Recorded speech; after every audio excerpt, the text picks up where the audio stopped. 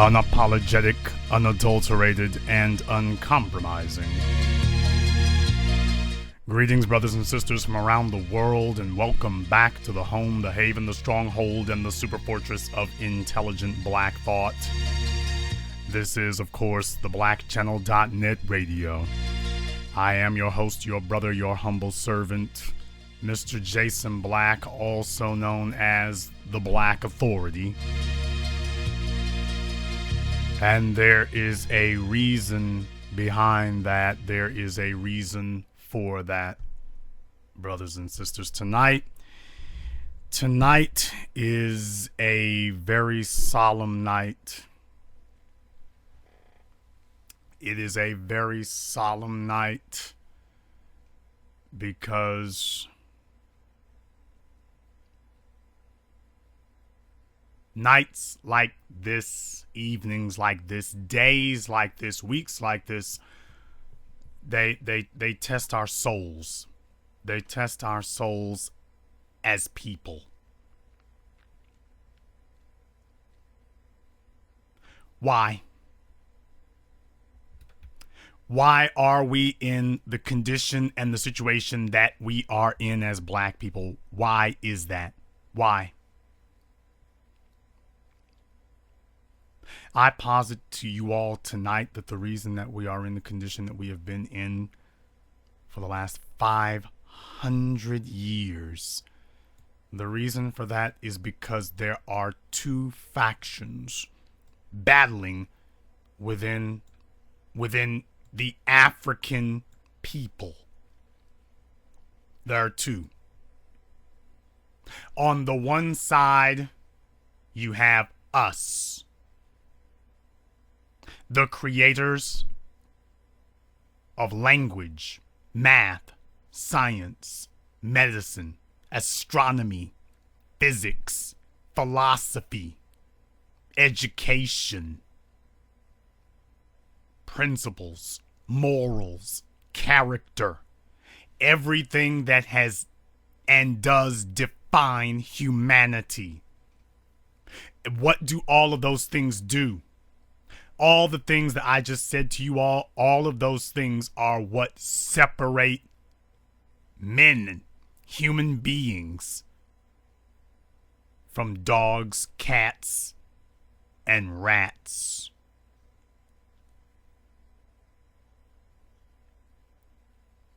Those are the things that separate us from wild animals. You see, these other things, they have internal organs, but they are incapable of doing what we do. And that is what makes us what we are. Unfortunately, there's another side to the African people, to African within the African sphere. And those are the savages. They are barbaric, bestial, animalistic. They do not think. Now that is the key component. They do not think. They simply react based upon instinct. They are bereft and devoid of anything that you would dare to want to call humanity. And absolutely the words civilized do not apply.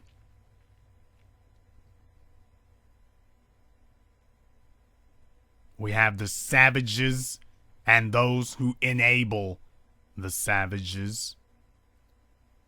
And that is what is battling this titanic struggle today. And our slavers understood from the very beginning that if they could create enough of these savages, that would in turn bog down the intelligent. But there is a question. How do you create a savage? And I submit to you all that the Garden of Eden gives you the blueprint of how you create a savage. You see, a person has to make a decision to eat the apple. They have to make a decision to reject civilization. They've got to make that choice. And this week, we have been subjected to one of the most evil, vile, and vicious things that we have seen, that I've seen, that you've seen, out of Detroit, Michigan. Out of Detroit, Michigan. Brothers and sisters, if you haven't heard about it, brace yourselves, because you are going to be thinking about white males when you hear this. You are going to be thinking about the John Wayne Gacy's and the Ted Bundys and the Richard Kuklinskis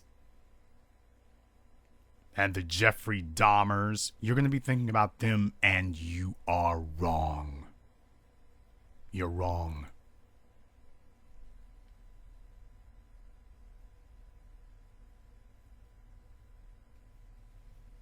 From Greg Hunter of the Detroit News, authorities say years of abuse in House of Horrors. Dateline Detroit. Michelle Blair. I don't know if this will be somebody saying Michelle Blair, but it's Mitchell, Mitchelle, Michelle Blair, subjected her children to years of intense abuse before killing 2 of them and forcing her daughter to entomb her younger sister in a deep freezer on top of her dead brother, according to police and court documents. A Detroit police investigator's report and a petition filed Thursday in Wayne County Juvenile Court provide a horrifying glimpse into the ordeal Blair's 4 children endured inside apartment number 804, a low rent, that should be read Section 8, a low rent townhouse in the Martin Luther King apartment complex on the city's Near East Side. The documents detail Blair's alleged beatings of her children with hot irons, wood planks, and extension cords. She also reportedly starved her daughter before strangling her to death 9 months after allegedly scalding and killing her son. The picture painted through interviews with Blair and the surviving children belies the image she projected on her Facebook page, where she wrote, "Loyal to my babies," and posted a picture with the message, "There is no greater blessing than being called mom." For the past year, the 2 surviving children, ages 8 and 17, lived in the small apartment near their slain siblings, 9-year-old Stephen Berry and 13-year-old Stoney Blair, whose frozen bodies were found Tuesday in a chest freezer near the apartment's front door, the children told police and social workers.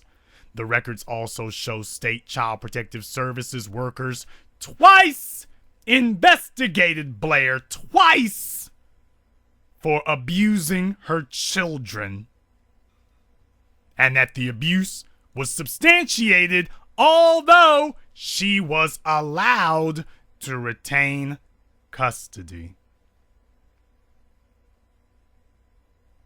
When doctors examined the 2 surviving children this week, they found them covered with welts and scars from repeated beatings, according to court records.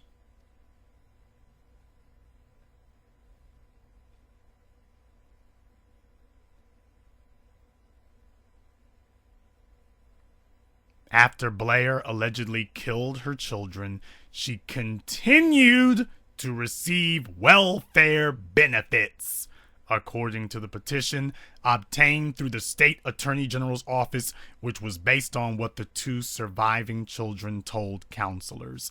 The petition seeks to terminate the father's parental rights and give the state custody of the children. Blair, 35, not 15, not 20, not 25, 35 years old, was arrested Tuesday near her apartment on Detroit's east side after bailiffs who arrived to evict her discovered the bodies inside the freezer. So she was being evicted from her apartment and apparently had no way to even remove the bodies from the freezer. So when the sheriff showed up to evict her, they had to show up to evict her because obviously that's what happens when you will not leave after you have been evicted. She was evicted. She waited for the sheriff to show up. They showed up, and when they looked in the freezer, they found the bodies. Blair was arraigned Thursday in 36th District Court on 4 counts of first-degree child abuse, a 15-year felony, and 1 count of committing child abuse first degree in the presence of another child, a felony punishable by up to life in prison. Bond was set at $1 million. She's being held in the Wayne County Jail. During police questioning, Blair told investigators she became enraged in August 2012 after finding out Stephen was allegedly sexually assaulting a relative. So she, quote, placed him in a boiling hot tub of water until his feet blistered.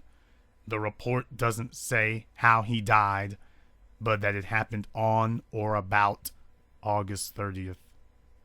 August 30th of 2012. It's March of 2015 now. So 2.5 years her son has languished inside of a freezer right by her front door. 9 months later, in May 2013, Blair told police she found out Stoney, that was one of her daughters, was allegedly sexually assaulting the same relative. So, quote, over the course of the next week, Blair assaulted Stoney, starving her, serving her only a bowl of oatmeal a day and water, the report said. Finally, they got into a physical confrontation when Blair strangled Stoney with a black shirt and suffocated her with a black garbage bag, according to the report. The children did not mention sexual abuse to counselors, according to the juvenile court petition. It says Stephen died August 30th, 2012, and Stoney died May 25th, 2013.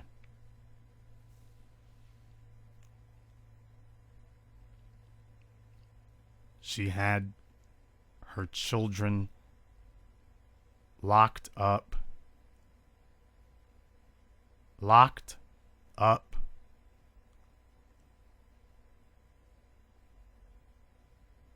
in a freezer for years. Quote, Michelle Blair tortured Stephen for approximately 2 weeks prior to his death by tying a belt around his neck, throwing hot water on him while in the shower, and putting a plastic bag over his head, the court petition said, adding that when Blair found Stephen unresponsive, she wrapped his body in the bed linen and placed him in the deep freezer. She did not even try. She didn't even try to call 911 to help her son. She didn't even try to call them. She just immediately wrapped him in a blanket, dumped him in a freezer like a bag of garbage.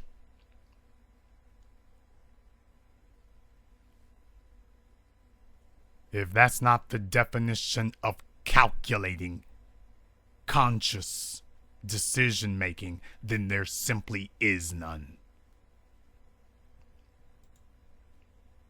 She tortured him for 2 weeks until finally he died.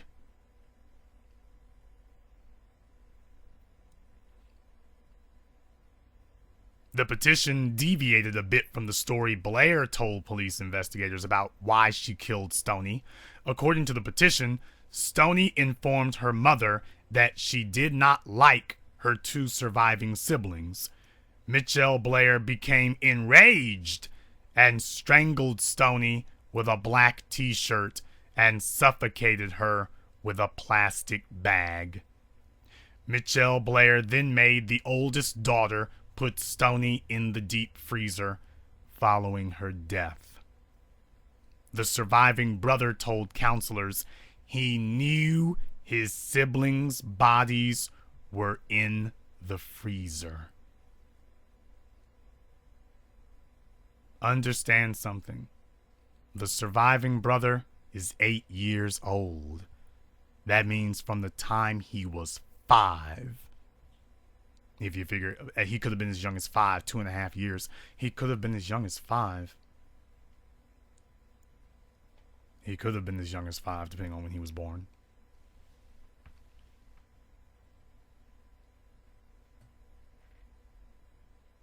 And he has sat there every day, walking out of that door past the dead bodies. The dead bodies of his own brother and sister.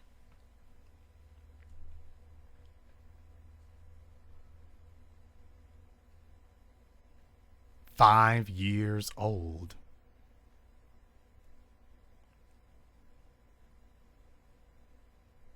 According to the police report, Blair stated that whenever someone would inquire as to the whereabouts of the 2 children, she would make up an excuse. She even took her other 2 children, the 2 surviving ones, out of school and told the school she was going to homeschool her children so they wouldn't become suspicious as to why Stephen and Stoney hadn't been in school. The girl told counselors her mother burned her back with a curling iron. She had a visible cut above her left eye, which she said was the result of her mother hitting her with a plank of wood, and that her front tooth was chipped when her mother hit her in the mouth with a curling iron. Her mother refused to provide her with medical treatment, the petition said. Bruises were also noted on the boy's back and were caused by his mother, the petition said. Doctors at Children's Hospital examined the pair and found multiple examples of abuse, according to the petition. The children disclosed being abused throughout their childhood, the petition said. 25 scars and injuries on the boy's back, both old and new, as a result of physical abuse by Blair. 25 scars. Damn it, people. Do you understand that she was on her way to killing the third? She had killed the first 2, and she was on her way to killing the third. That boy wouldn't have seen 10. He wouldn't have seen 10. Not at the click she was going.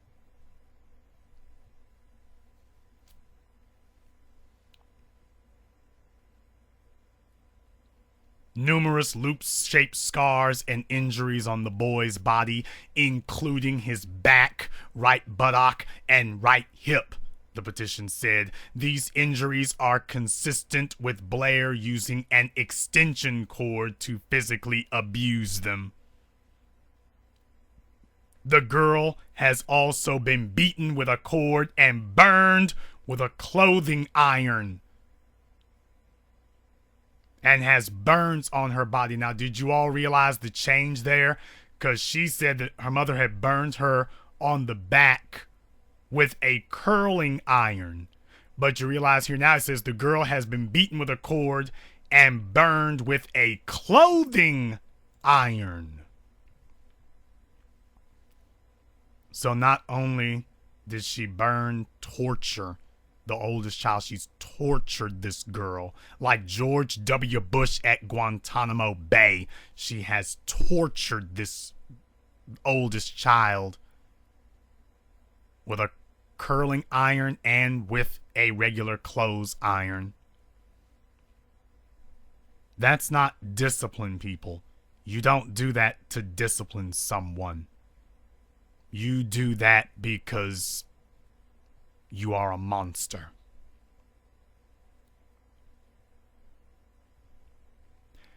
State Child Protective Services workers had contact with Blair in September 2002 and February 2005 after allegations of abuse surfaced, the petition said. The petition said the abuse was substantiated. It was unclear whether any action was taken after the abuse was determined.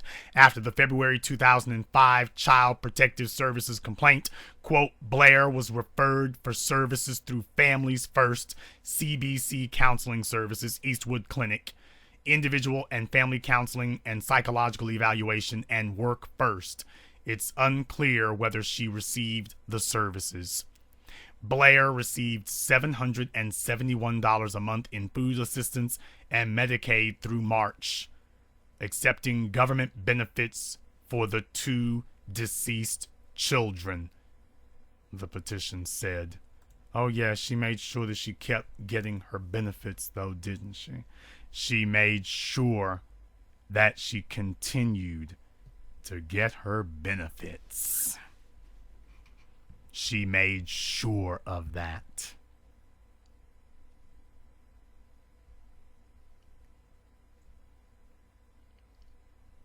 Don't know what in the bloody hell happened to the kids, but she gonna make sure she gets her benefits. She's gonna make sure of that.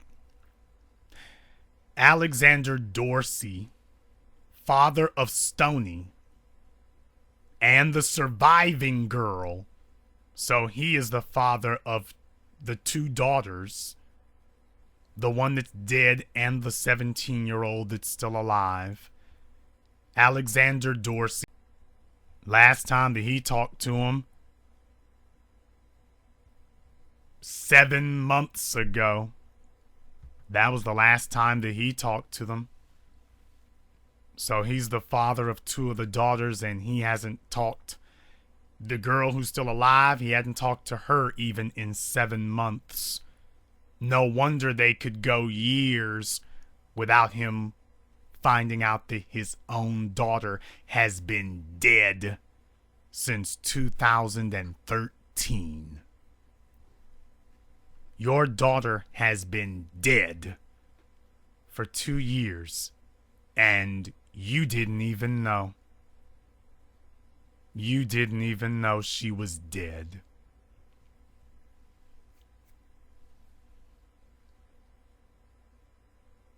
The petition said Dorsey has, quote, failed to protect his children from an unfit home environment where the children were physically abused, tortured, and murdered, adding that he owes $39,000 in back child support payments.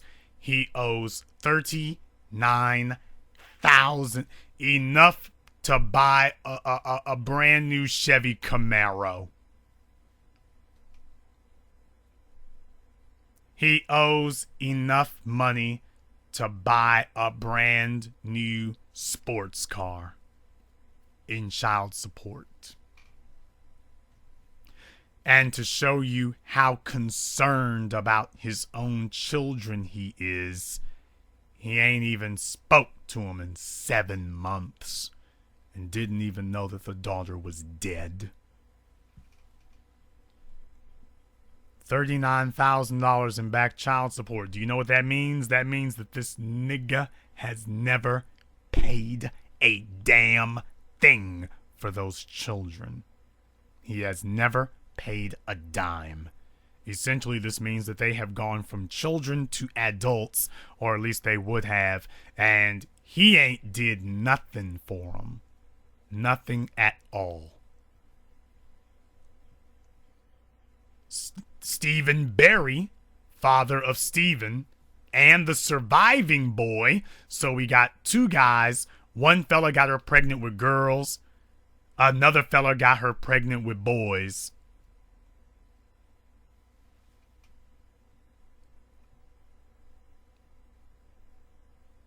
Wow. Two guys. One got her pregnant with girls. The other one got her pregnant with boys.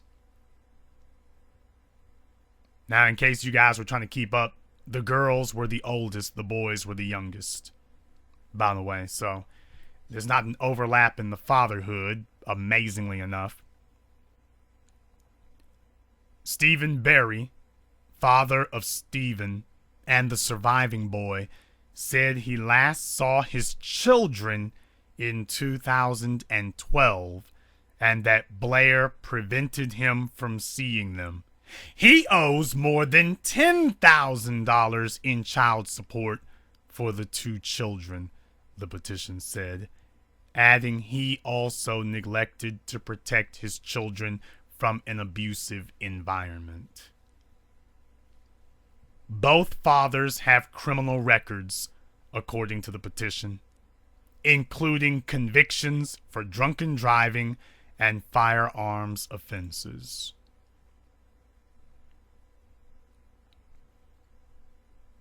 Both of them are no goodniks. Both of them have atrocious records. Both of them. Both of them. Not one, both. According to the police report, a neighbor said Blair told her what she'd done. The woman stated Blair told her she made Stephen and Stoney move away to their aunt's because they were doing mean things to the relative, such as taking food from him and raping him, the report said. It was finally on Tuesday that Blair admitted to the woman as to what she had done and why. The report said the family's apartment, quote, was trashed with garbage and food tossed about everywhere in every room. The apartment appeared to be almost unlivable. Wayne County Medical Examiner spokesman Ryan Bridges said plans to perform autopsies on the bodies have been postponed until the bodies thaw. A probable cause hearing has been set for April 2nd before 36th District Judge Kenneth King. A preliminary exam has been scheduled for April 9th. There will be a vigil held for the two dead children. The state says that the fathers of the children neglected to protect their children from an abusive environment.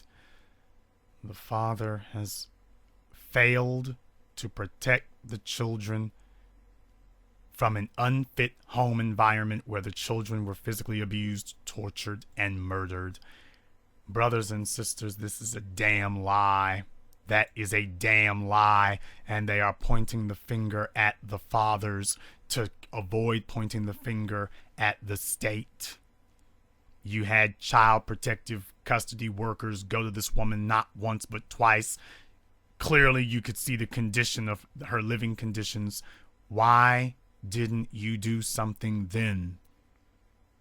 How much would you all like to wager that the child protective custody social workers, the social workers who went to go see her, how much would you all like to wager that those social workers were a couple of fat black females, probably with some bastard kids of their own?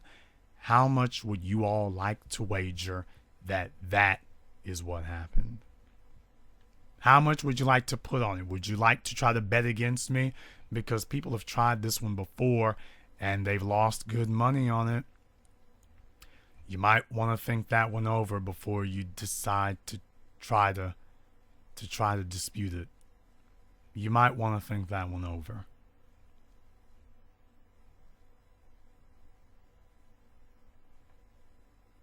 How much would you like to wager that that is what happened?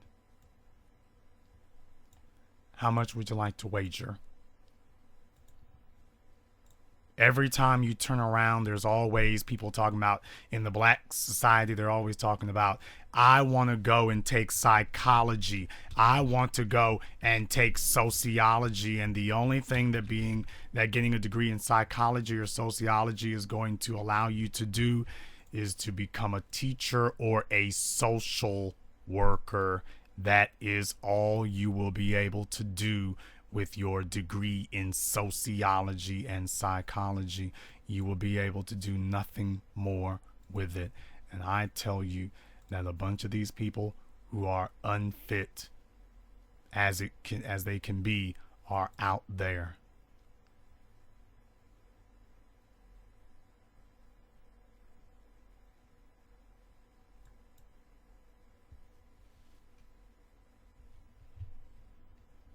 That is the thing to take a look at.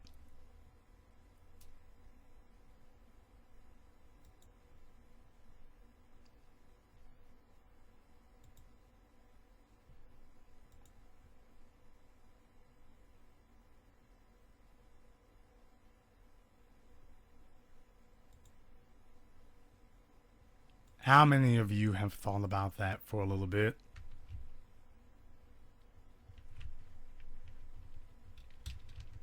How many of you have thought about that? Because I think about that a lot. I think about that a whole lot when I think about these things. Because I want to know how in the world that continues to happen. How in the world does this continue to happen time and time after time again? How? Because there is a sisterhood of depravity that has taken root in black society. White supremacy can do many things to you, but there is no force on earth that can turn a mother into a beast. That is something that you choose yourself. White supremacy can offer you a Section 8 voucher. White supremacy can offer you WIC. White supremacy can offer you food stamps. White supremacy cannot make you be a bestial animal to your children. White supremacy cannot do that. I didn't say will not. I didn't say should not. I didn't say most likely can't. I said it cannot do it. It doesn't have a way.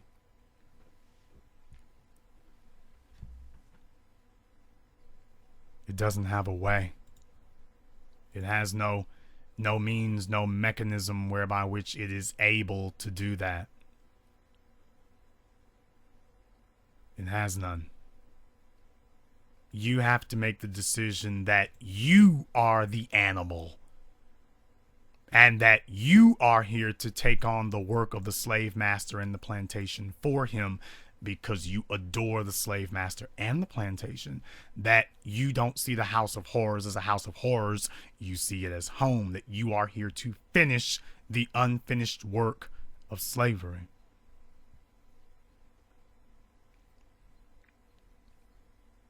Brothers and sisters, this is not as simple as saying child abuse. It's not that.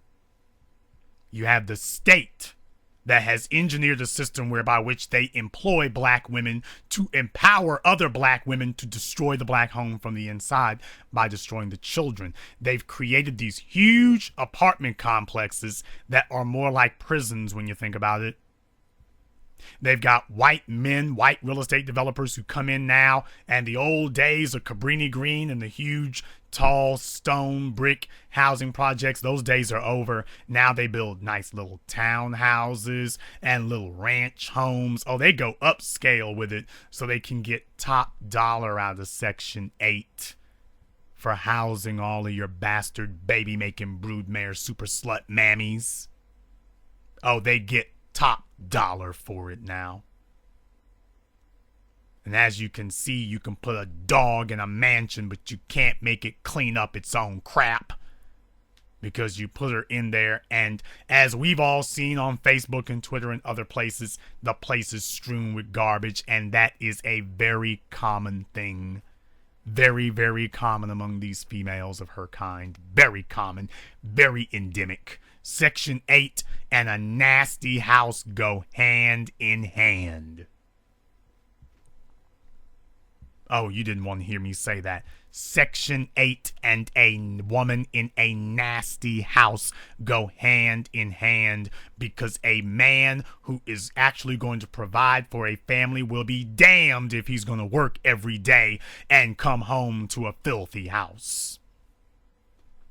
And that is why these females dogpile the bottom 20th percentile of the lowest common denominator of scum among black males. This is why you have black males with 3 and 4 kids by 3 and 4 different women, because 40% of dating age black women don't want a husband. They want somebody to get them pregnant so they can get some social benefit, because they have made a decision. I'm frightened to tell you all this, but when we say that most black people, we have to write them off, 40% of dating age black females have declared all-out war against black society, period, and have said that we will take on the work of destroying black society from the inside.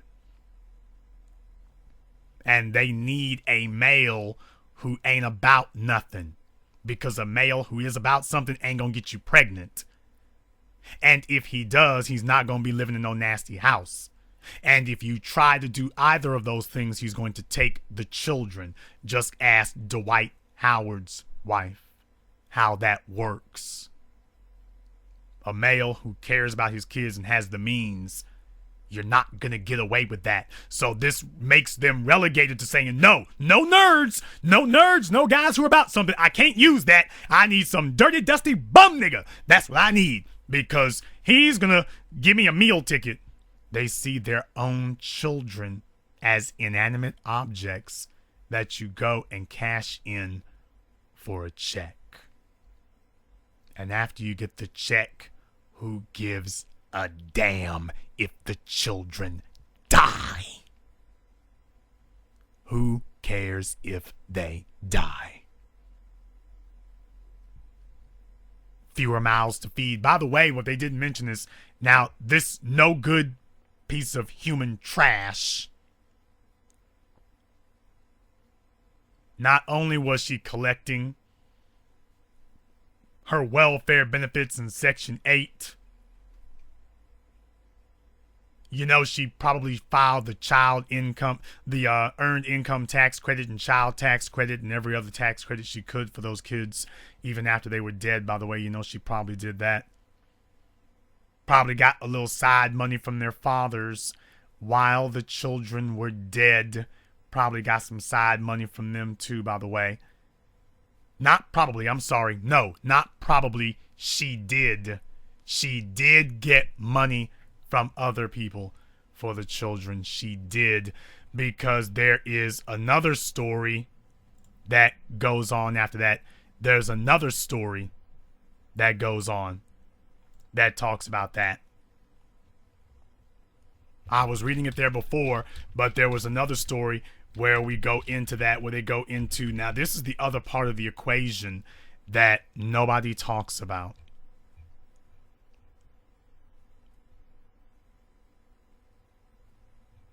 The other part of the equation that nobody talks about. Understand something, people. This is something that you have to be helped into doing. From ABC 7 in Detroit.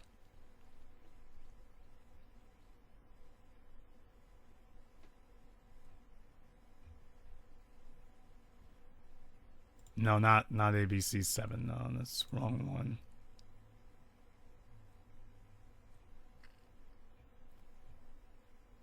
It is reported that what she did was that she had actually talked to other people. By the way, she had actually talked to other people about this.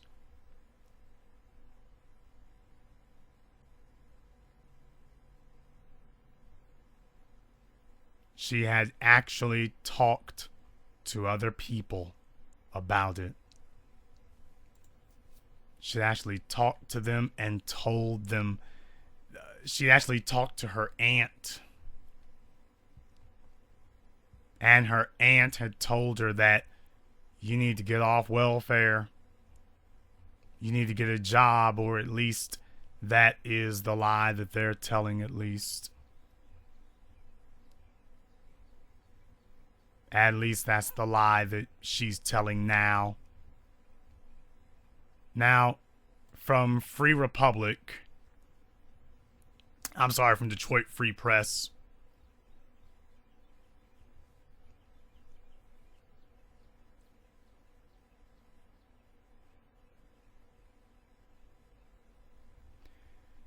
Now, their version of the story here from a couple of days ago was that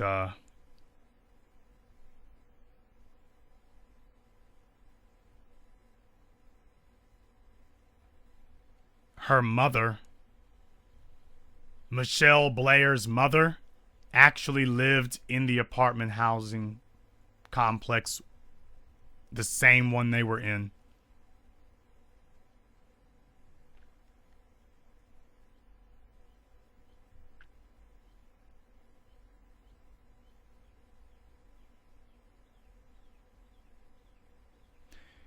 Some of the neighbors, they said they hadn't seen the children for as long as a year. Jesse Porter, 28, who lives next door to where the bodies were found, lives next door, which means that she heard the screaming and the yelling. That means that she heard the children being tortured to death. She heard it. She was right next door in these townhouses. You all know how townhouses work like that. You can hear people screaming and yelling with their girlfriends and boyfriends. She could hear these children being tortured to death. And she said nothing. Nothing at all. So you see, this is a group effort. Just like racism is a group phenomena and a group effort, the murder of these children is a group effort. She said that her kids had previously spent the night at the unit and that the kids would sometimes come outside in the summertime. Porter's family had a little brown cat named Angel, but they couldn't keep it, so the neighbors took the cat in.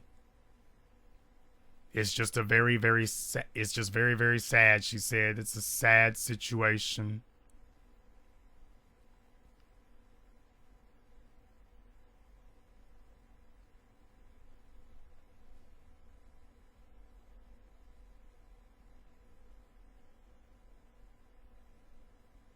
Gordon said the woman being evicted was not at the house when it was being cleared. A large trash bin remained facing the apartment after the police had cleared the scene. Carol King, a neighbor who had been a long-time friend of the family, said she'd spoken with the mother Tuesday morning and had offered to help deal with the eviction after she got off work. 2 days later, she had been at the residence for a barbecue. 2 days earlier, she had been at the residence for a barbecue with the mother and kids. The deep freezer was there, but King said she, quote, never paid no attention to it. I've got a deep freezer. They live in Section 8 housing. They live in low-income housing, and yet they got deep freezers. Kelly Turcotte, 32, of Grand Rapids, said he lived near the family until he moved in 2014, but he didn't see the children very often. They stayed inside with their mom quite a bit, he said. The two talked at least once a month after she moved, but she never mentioned to him that she was being evicted, he said. It was 2 or 3 weeks ago when they last spoke, he recalled. She was very defensive of her kids, Turcotte said. From what I knew, she loved her kids to damn pieces. Shows you how reliable his testimony is, huh?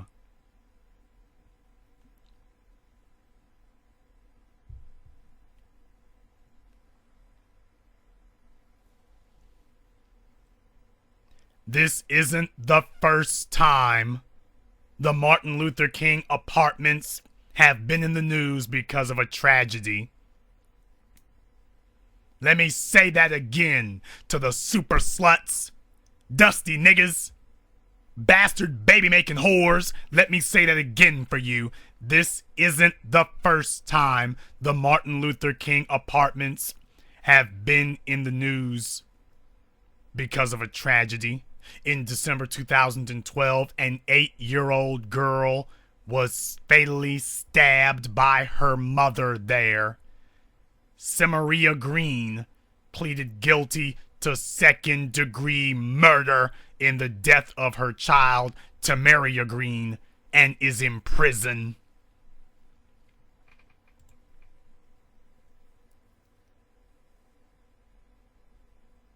You see, you a few minutes ago, you wanted to argue with me a few minutes ago. You wanted to argue and say TBA don't know what he's talking about. A few minutes ago, you wanted to say, well, that's not really what's happening. A few minutes ago, you wanted to say that. A few minutes ago, you wanted to tell me that, oh, this was just an anomaly. This was just one thing. This was just a one-time incident. You can't say that about all of them. You can't say that they're all like that. You can't say they're all that way. How can you sit here and say that that's all they got in that apartment complex? How can you say that about them? You ain't met everybody. Would you like to go door to door and prove me right? Because the more you look around, the more right you'll see we are. On Tuesday, many neighbors gathered in grassy areas in the apartment complex, expressing frustration with the tragedy.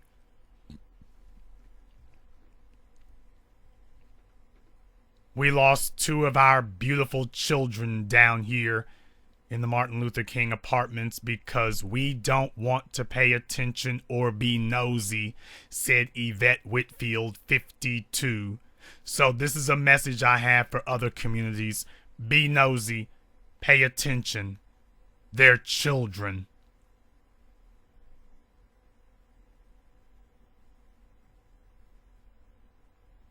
Be nosy. Pay attention. They're children.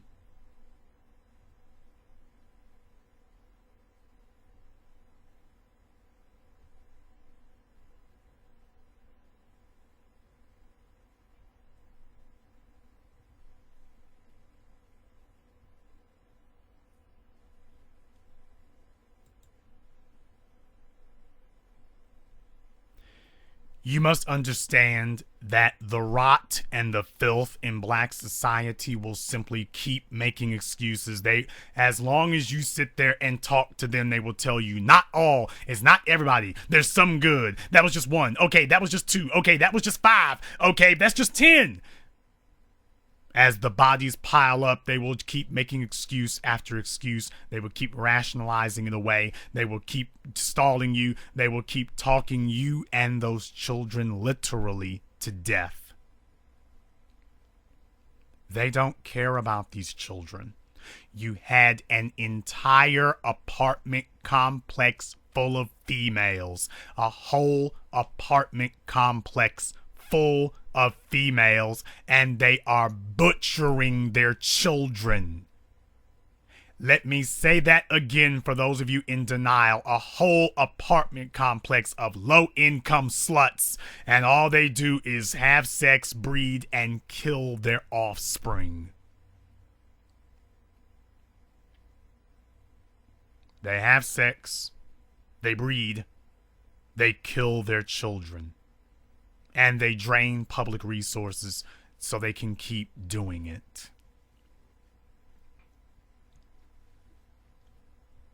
Killing these children means absolutely nothing to them. Absolutely nothing. Absolutely nothing. They don't care. It doesn't bother them. It doesn't bother them at all.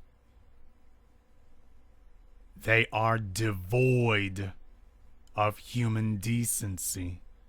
And I'm not overstating the case. I'm not overstating the facts. I'm just one of the few people who is actually honest enough to tell you what happened the way that it happened.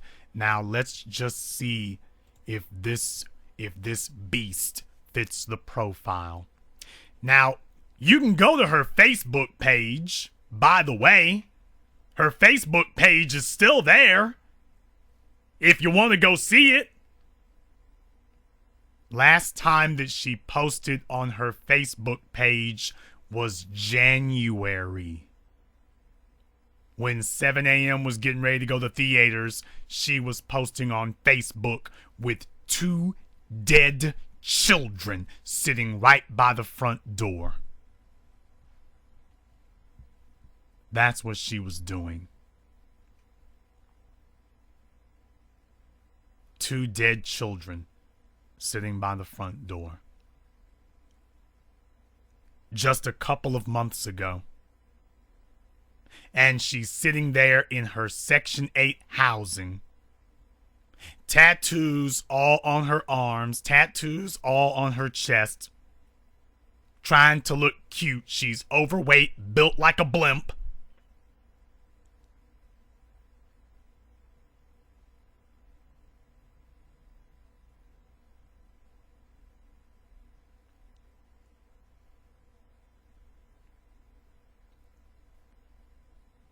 So, she's fat.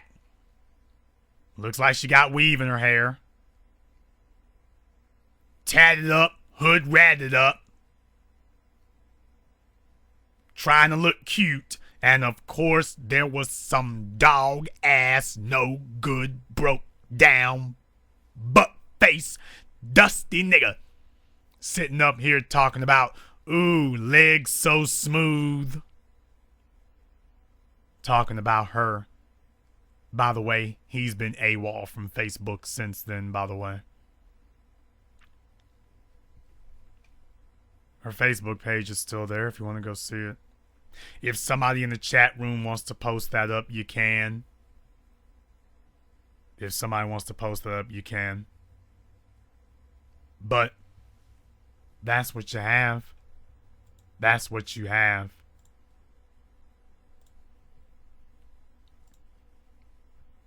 In case you're under any illusions. While her children are dead, and she's beating the other 2 to death, she's on the internet in her nasty, nasty apartment. By the way, for this fellow who was sitting up here thirsty after this big-ass blimp, by the way, people should be on his Facebook page saying, so you like fat hoes who beat their children and live in nasty apartments. Where are her friends? You know, her neighbors?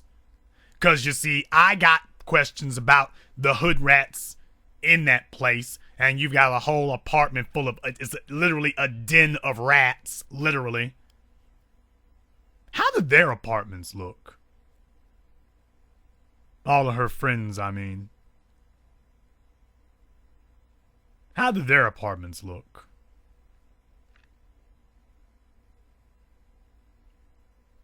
Do their apartments look similarly nasty? Because you see, they went into her apartment.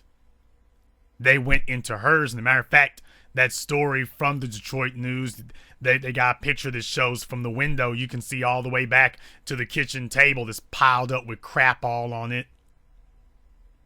Sofa in disarray. Oh yeah.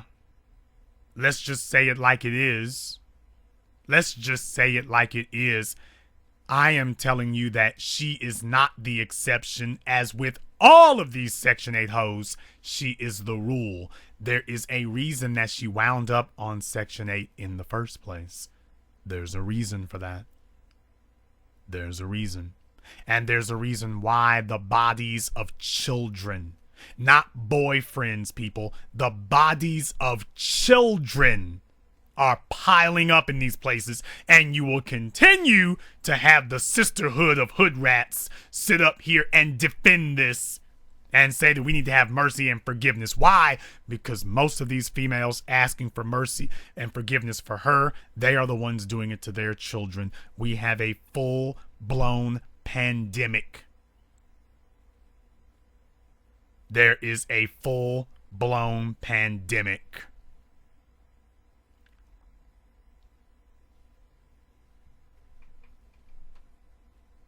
Full-blown.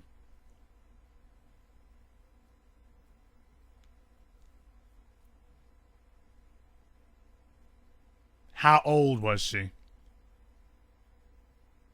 35.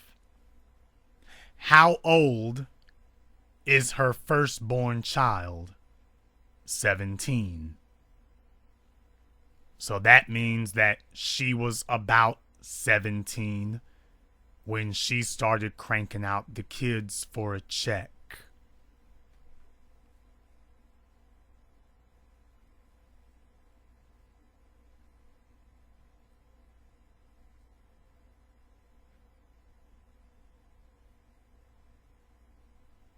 White supremacy can give you a check. White supremacy cannot make you kill your children. When we were first brought to this country as prisoners, you had African women who jumped off of the ships with their children to prevent them from slavery. A mother's biological instincts lead her to give up her own life to protect her children. She will die before you let anything happen to them. And today, we have 3 generations of females who are devoid of any type of basic humanity or motherly instinct whatsoever. They see the children as pieces of meat. They see the children the way that their white daddy that they idolize sees them. For those of you who didn't know, I was reading another story that says that her own mother lives in an apartment complex. Now, I was reading another story here. I'm having some trouble finding it.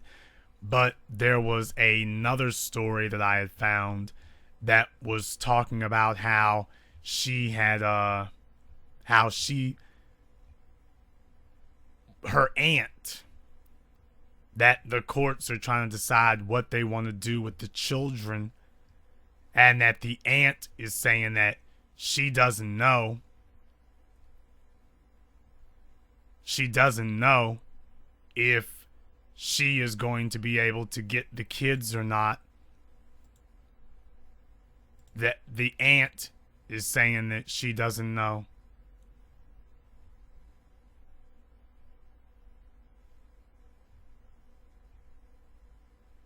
The children have been placed in custody of the state.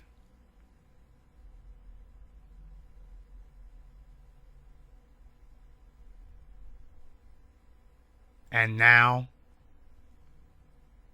the aunt is so damn unfit that we don't even know if she's going to be able to take. It looks unlikely that she may even get custody of the children.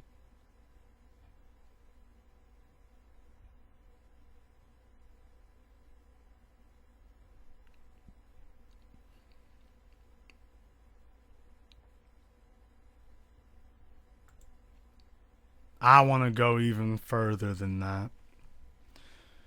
I want to go even further than that. And tonight, brothers and sisters, I tell you that I find everyone guilty.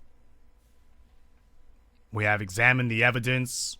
We've spoken to the witnesses, and I find everyone guilty. I find the state guilty for enabling this. I find the neighbors guilty that they are in fact co-conspirators.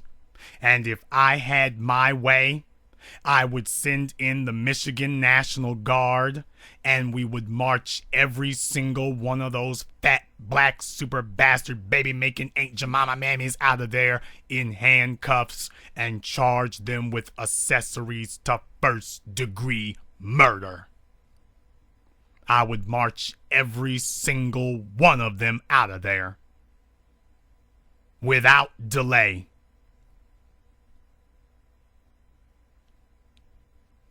I'd march every single one out.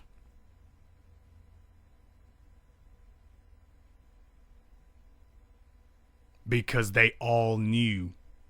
And I'm talking about they knew the child was dead. They did not think that those children were at their aunt's house for eternity. They knew what the hell was happening. But you see, among the sisterhood of hood rats in black society, you see, they know they stick together with each other even if it means murdering the kids. Because they all understand, wink, wink, the most important thing is not the children. The most important thing is that we maintain our freedom to live in whatever sick, depraved manner we want. So, if the men gotta go, they gotta go. If our parents gotta go, they gotta go. If the kids gotta die, they gotta die. Oh well, I can live with it. Jesus forgives me. And if you all go and talk to her tonight, I promise you she is going to vomit and regurgitate every single one of the phrases that you have heard from Creflo Dollar, T.D. Jakes, and every other pimp, pastor, preacher that you've ever met out there. She will regurgitate them all, one after the other, after the other. She will do it.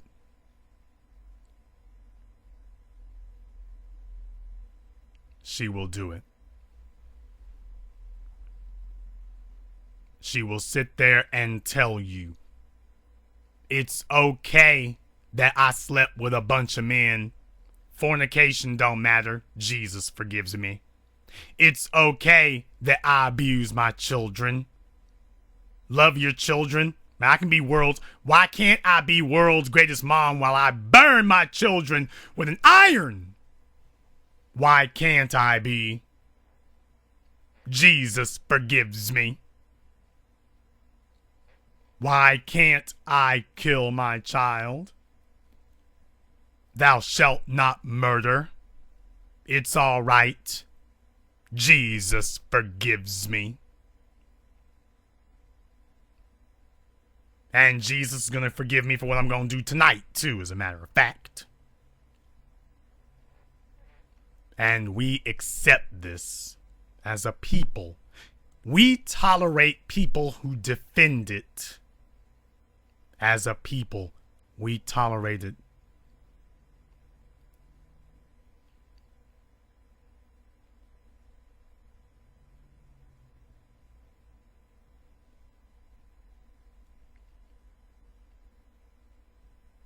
We tolerate it.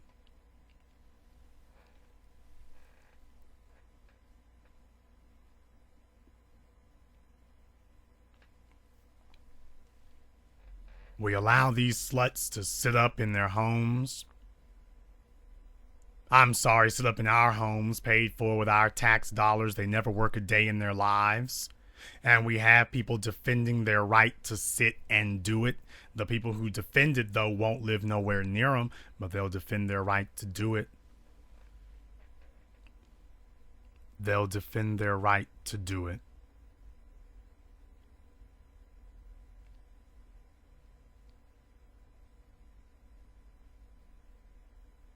Teenage mother, tatted up, hood ratted up, went into the system to serve white daddy, as like enlisting into the military just as quickly as she could, and begins the process of slaughtering her own children. But that's okay because she knew that she was living. She knew that she was living in a place where that's just what we do.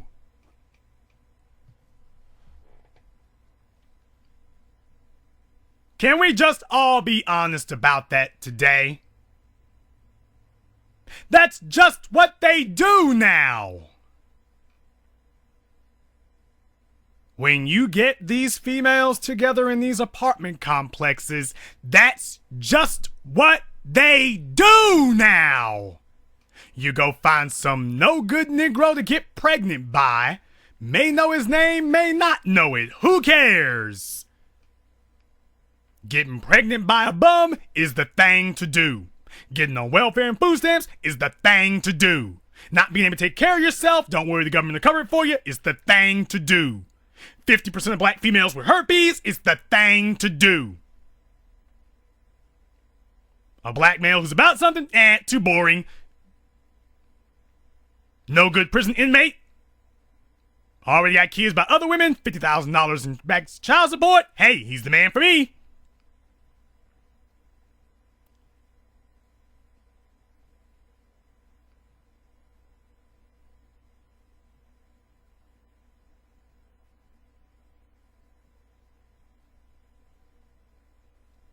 Can we just be honest about the condition of these women today?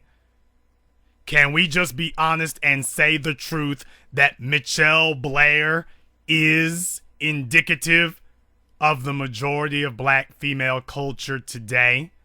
Either those who have bastard babies or identify with it, because those are really the only two camps you have. The third segment of intelligent black society among black females is a minority.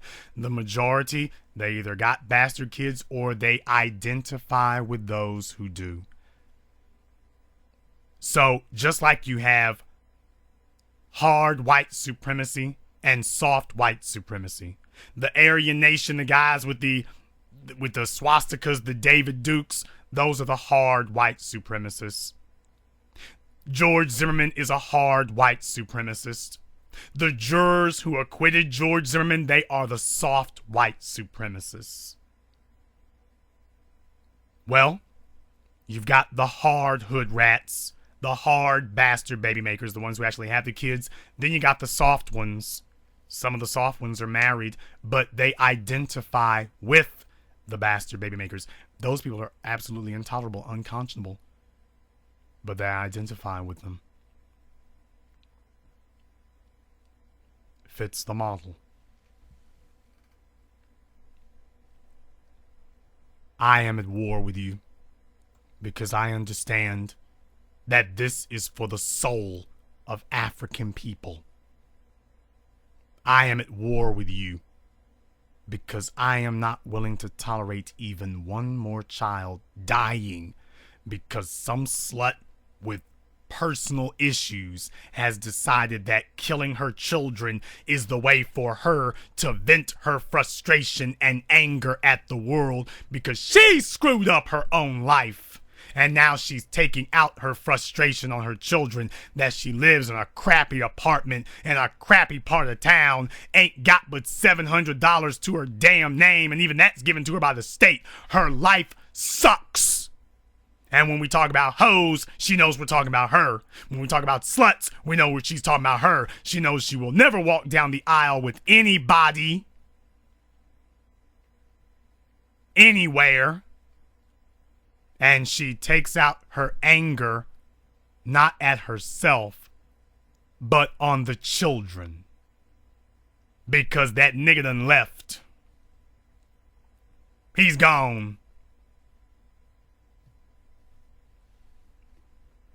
He's gone. So you can't do nothing to him, put him on child support, so what? He's just like you. He's just like you are. He's worthless too. He has nothing. He's screwed his life to hell. What you gonna do? Put him on child support? He already owes $40,000. Why don't we just make it an even $100,000? Cause you see, he can't pay you the $10,000. How's he gonna pay you the $40,000? You might as well have said $100,000. You might as well. So she can't hurt the baby daddy. The only thing she can't hurt are the children. Because her life stinks. and she's angry about what she's done to herself. And rather than take that issue with herself, she instead wants to hurt little kids. She let her life turn her into a pedophilic style child abuser.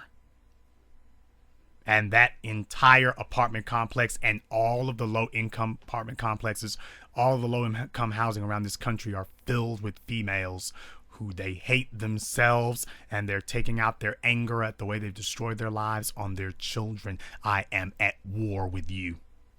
Because somebody needs to go to war to help these children, because you are out to kill them, and I'm not going to allow it. Yes, brothers and sisters, I've made that phone call. I have made that phone call on more than one occasion. I have seen the authorities come and permanently remove children from the custody of their parents. I've made that phone call. I've helped make it happen. And if I had it to do over again, I would do the same thing. No changes. Not a single one. Except maybe that you would be beaten to death.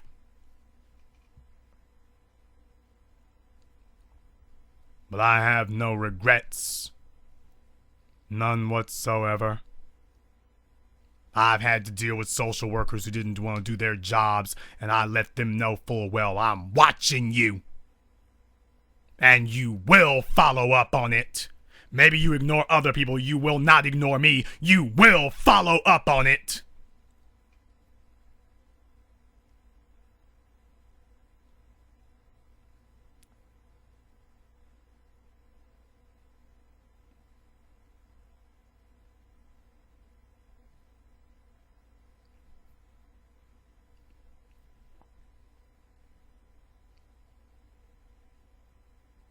The telephone lines are now open. The number is 646-787-1933. That's 646-787-1933. That is your personal access code to the Black Channel radio program. I know that this is a very heavy thing for you all tonight, and I understand that.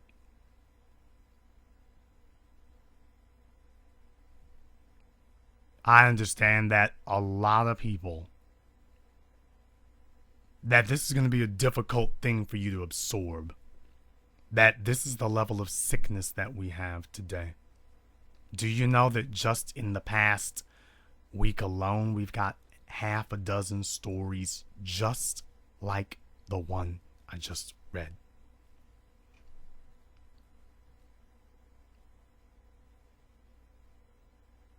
Do you realize that? Story out of Ohio. Woman killed her kid. Then there's the story of the two twins down in Atlanta.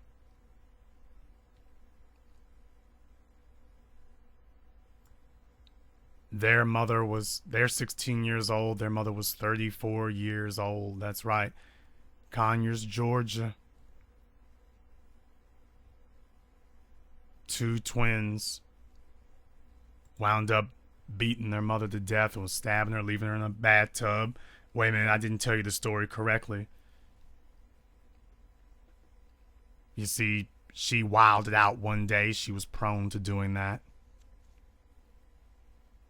And then she got up and started beating her kids with a pot. And the kids fought back, and of course, this woman is 34 years old going to show that she can be in a fist fight with her children. Why would a 34-year-old do something like that? Why? Because the police and the state have conditioned them to think that nothing you do is wrong. You see, when you assault your boyfriend, the police show up and tell you it's okay. A man should never hit a woman even to defend himself. So you figure, well, hell, I've got a license to kill because, you see, I hate my life. My life sucks. And I'm going to use this as my opportunity to get even with everybody everywhere for all the things that I don't like about my life. I'm going to use this as my opportunity to do that.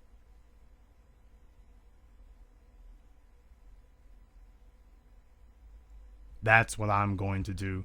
I'm going to use this as my opportunity to vent all of the self-hatred and rage and frustration that I have at myself because my life stinks.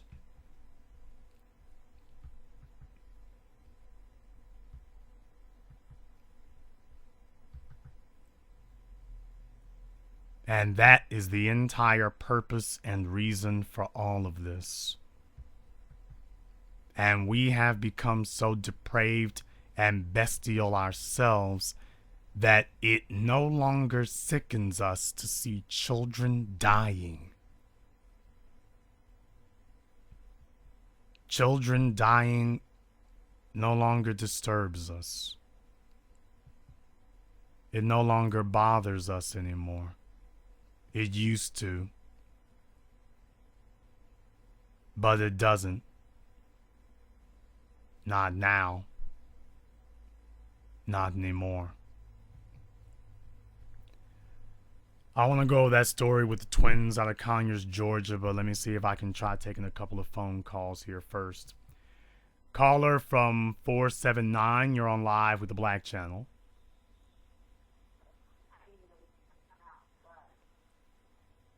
Last try, caller from 479, you're on live with the Black Channel.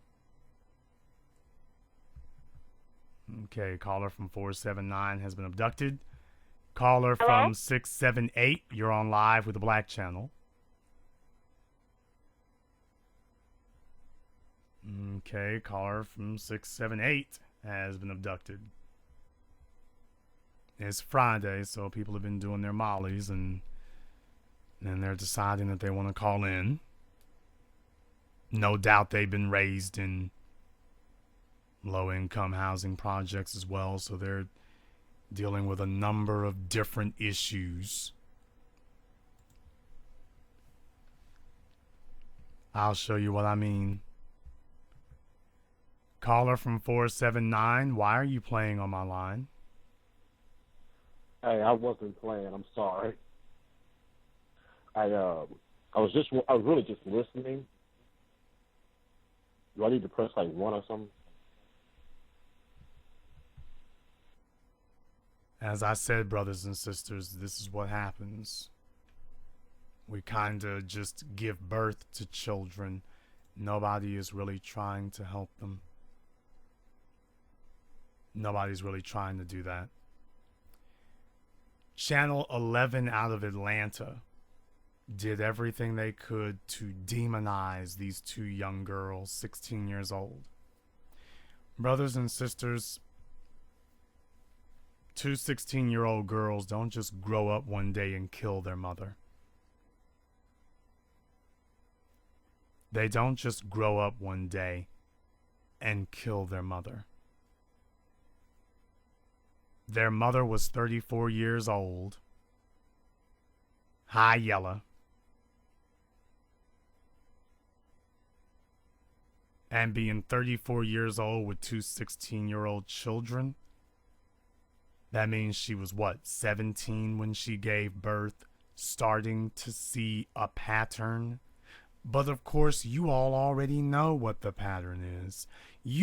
Everybody listening to me right now, you know what the pattern is. You know the profile. You know the kinds of people who do this. You already know it. You know the types of neighborhoods that create this kind of cycle of cesspools. You know it.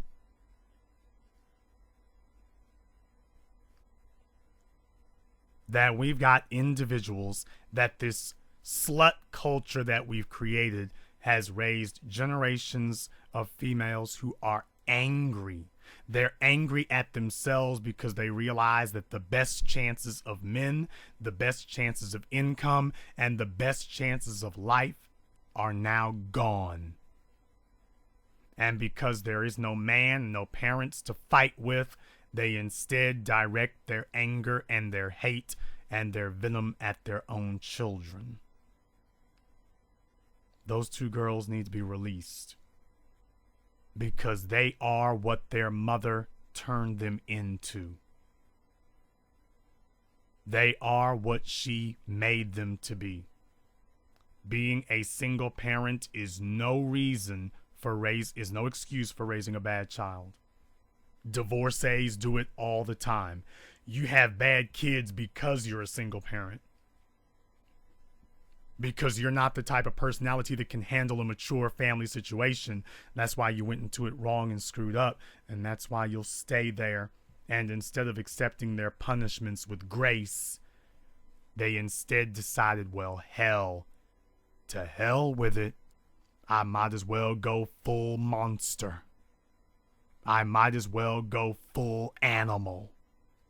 I might as well go full dog.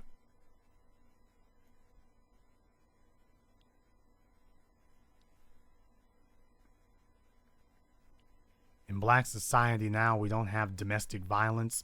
We have domestic depravity. Because you see, a person with a job is not going to be able to just sit at home all day and come up with sadistic things to do to their own children. A person with a job will not be able to do that. A person with a job is not going to be able to do that. A person with a job is not going to be able to sit around and come up with sadistic, cruel, vile, vicious little things to do to their own kids. Somebody who's never held a job, but you give them a roof over their head with no effort on their part, food in their bellies with no effort on their part, bills paid with no effort on their part. The only thing they have to do all day is sit around, go find some male to lay on top of them, and to sit around and engage their darkest, deepest, most evil and sadistic desires, the most twisted things they can come up with, and then inflict those on their children. This is why, as you see in white society with affluent males, he's got everything given to him. Ain't that right, Robert Durst? So you see, he doesn't have to make a living on his own. Now he can just spend all of his day with his hands becoming the devil's workshop, engaging in whatever sadism he wishes to. And I am telling you that that is what we are seeing being fostered in black society today now. It's been going on for decades, and Gloria Steinem applauds it. She applauds you being the incubators of your own death and destruction. She could not be happier.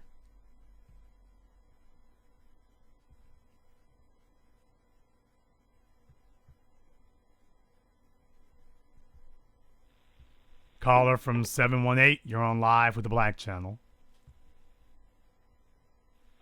Good evening. Black first. This is Osama Ipohan. Big Zoe on the line. What's on your mind, brother? Brother, man, it has been a long road to hoe. I've been seeing a lot of things going on. Congrats on the new agenda. Definitely will be there to support. And it was disheartening to see the recent posts. You have a different take on it than I do, but I respect your take in lieu of your analysis about how those children wound up to the situation where they committed the unthinkable. And how do you differ on it?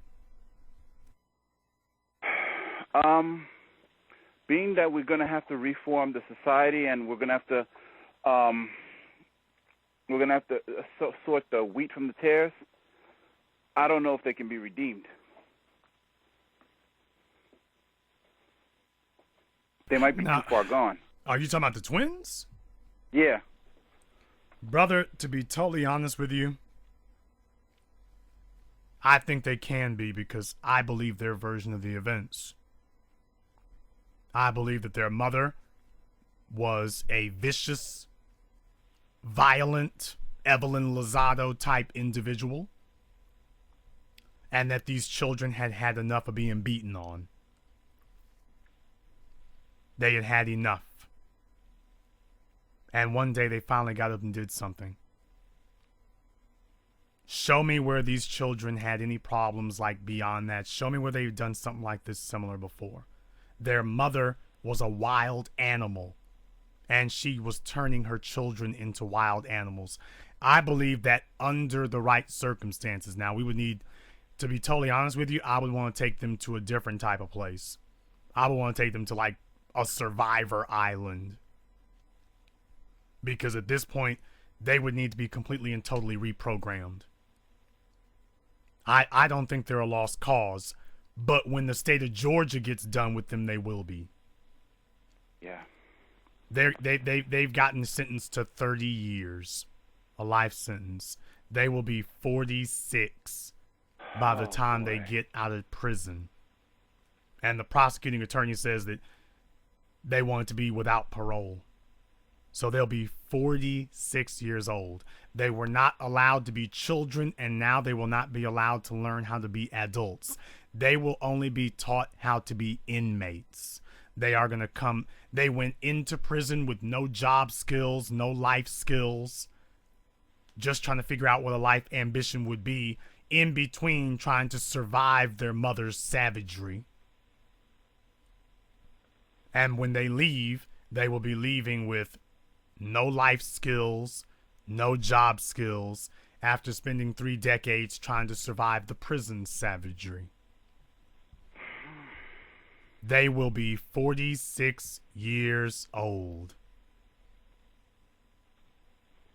46 years old. Trying to figure out how to get started in life. And with the things that are going on now and for the future, they won't be able to do anything. They'll be for all practical purposes, and I hate saying this because I don't like saying this about anybody, they'll be worthless. I mean, but isn't that the point? This is going to mentally, emotionally, and intellectually hobble them. But isn't that the point? Game, set, and match. Game, set, and match. What's with the uptake of all this violence, especially the violence with our females, and it's been crazy over the last couple of weeks. Brother, it's been crazy since '81. It's been crazy for decades, but what it is, it's like the police dash cam videos. We put dash cameras on police cars, and once we start recording it, people have been saying it's been happening all along, we get it on video. It's not that there is more police violence and more police brutality today. It's the same level they've always had. It's just now we actually have a way of catching them in the act. Now we have a way of catching them in the act. And now we are just more aware. We have more access to more information. This gives you some idea of how much the white supremacist media has spent their time trying to hide this because they knew what was happening in black society. Brother, you and I are the targets. Do you understand that? I totally understand. I feel it every day. This vicious beast killed her son first. She killed her son first. They killed the boys first. The society understands that there is a war against black males because we are the warrior class. We're the only ones that have ever held a candle to white supremacy. And so what they have done is fostered and said, all of you who are willing to betray your people for a Section 8 voucher, meet us over here on the left. And give us a few decades and we will be able to spawn enough of you like bacteria that you will eventually start to cloud out and overpower and overrun the rest of your society. You will outnumber the other people 3-1.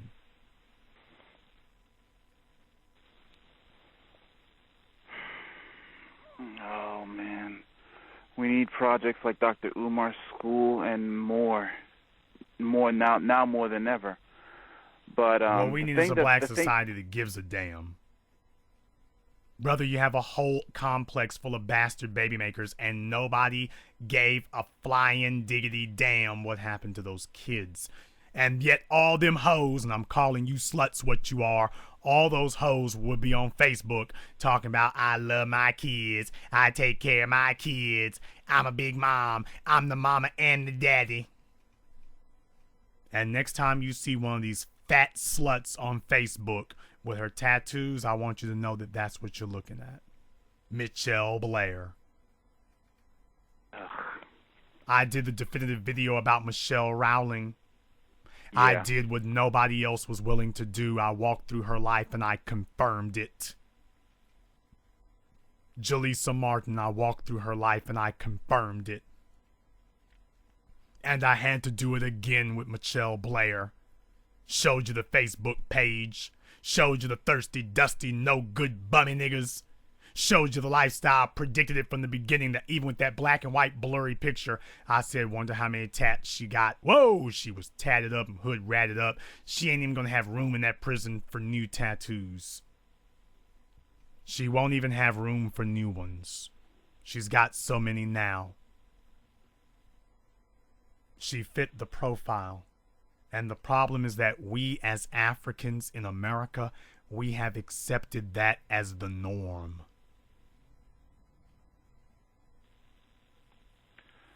I have a question. Can we reinstitute among the brothers the pledge?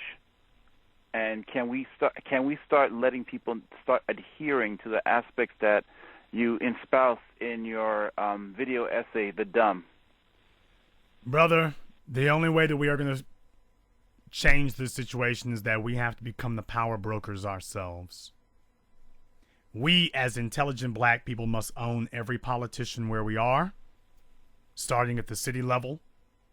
First, what you do is you do like in Georgia,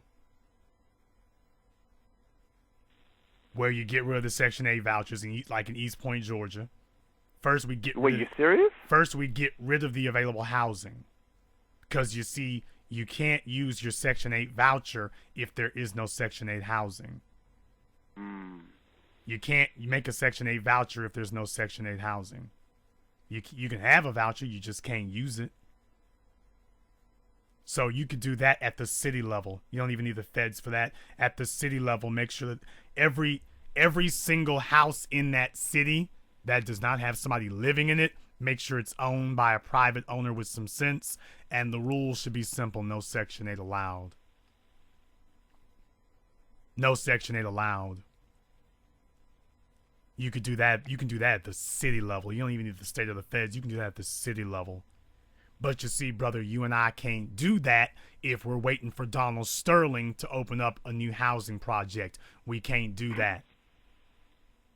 If you and I have decided we're going to go to work every day and hope that Donald Sterling is not going to open up another housing project, that ain't no damn plans, though.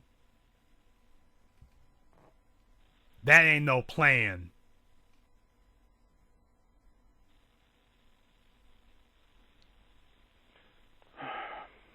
Yeah. All right. I got the message. And if we can deal with the housing situation, we can deal with the rest of the stuff when we have our own stores and our own infrastructure. Because if you don't accept the Section 8, you can choose not to accept any of the other government subsidies to pay for items. You don't have to accept food stamps either.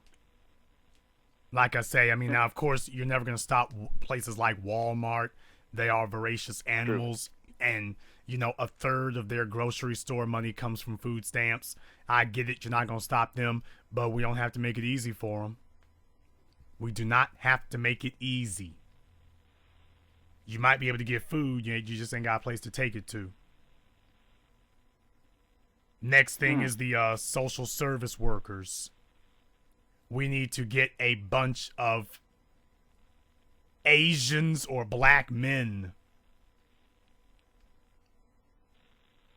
I'm not going to say white males because I'm not going to sign up for overseers. I'm not gonna. I can't trust the people who created the problem to sit up here and try to have genuine interest in stopping it.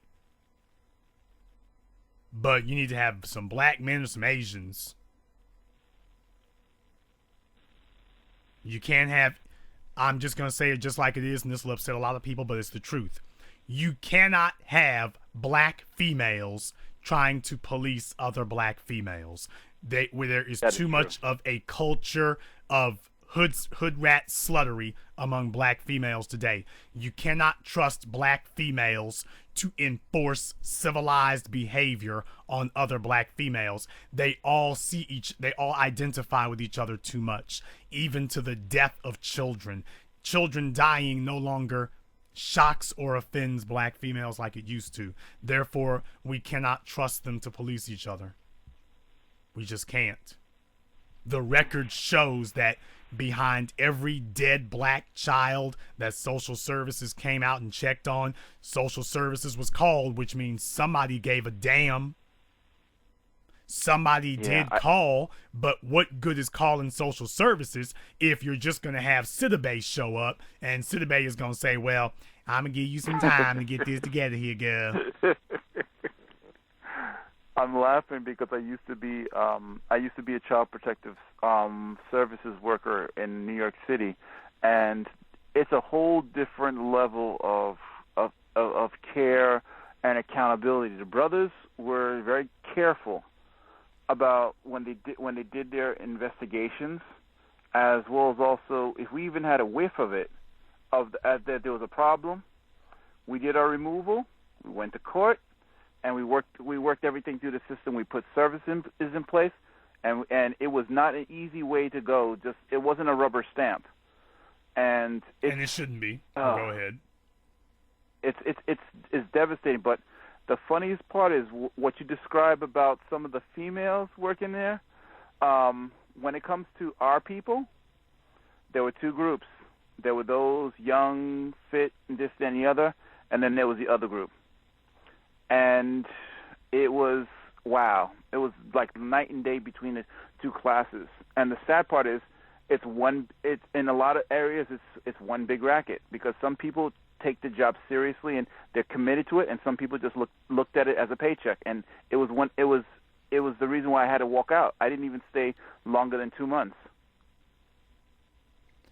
Brother, black men in social services see it as our job to enforce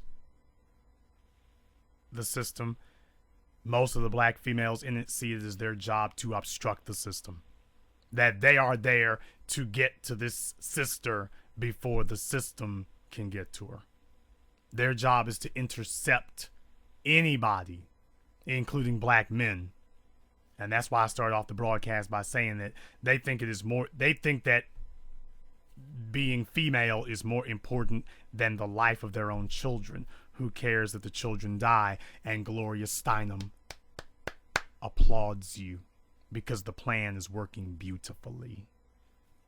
They can kill black children and it is completely off their hands.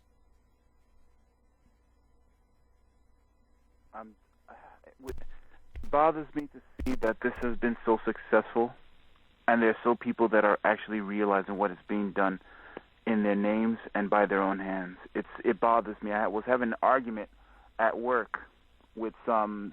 I was talking to a group of men and women, Asians, blacks, and of course Latinos and whites. And the funniest part was when I was sharing some of the things, of course, veiled. I didn't state the full nature, but when I was sharing the simple facts, the Asians got it, the Latinos got it, the white people didn't like it, but they got it. But our own people, the brothers focused on what I was saying, and they nodded their heads, but they didn't say anything. But the women were the ones that argued the most.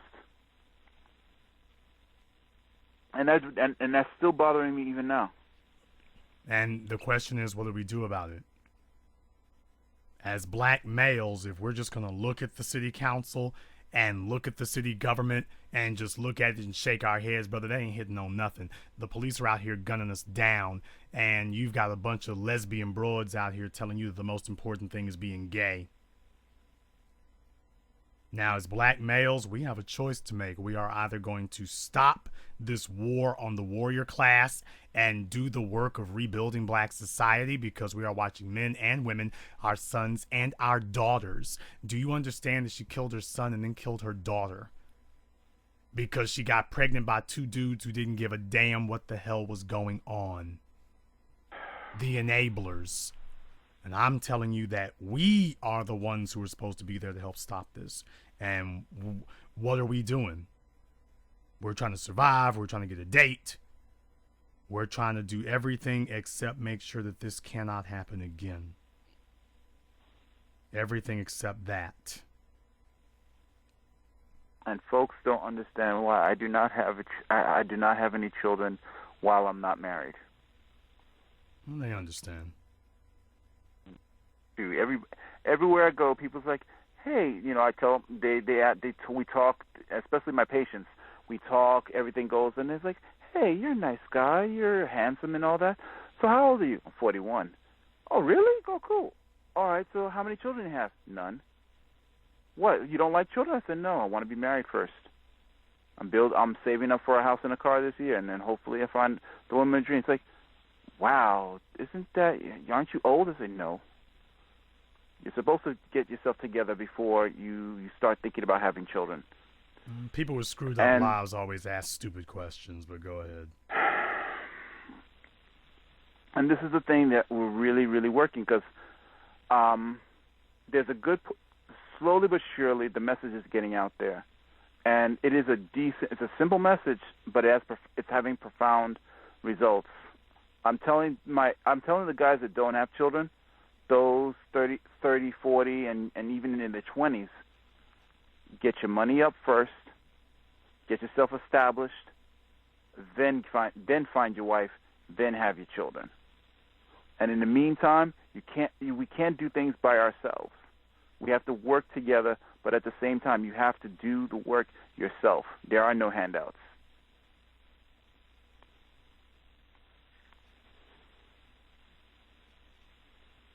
I'll let you have the last word. Last word is simple. Be one family. We have our work cut out for us. We have to network. We have to build together, but we also have to teach our fellow brothers and sisters, especially those that have no kind of guidance, that the gutter is not where we belong. The sky originally is our home. And the only way we're going to be able to have the lives that we wish, we have to put in that work, make the necessary sacrifices, and despite the temptation of the dominant society that does not have any respect or love for us, we cannot fall victim to their snares. Black first. Black first, brother. Thank you very much for joining us here tonight. My pleasure, brother. Let me get caller from 239. You're on live with the Black Channel.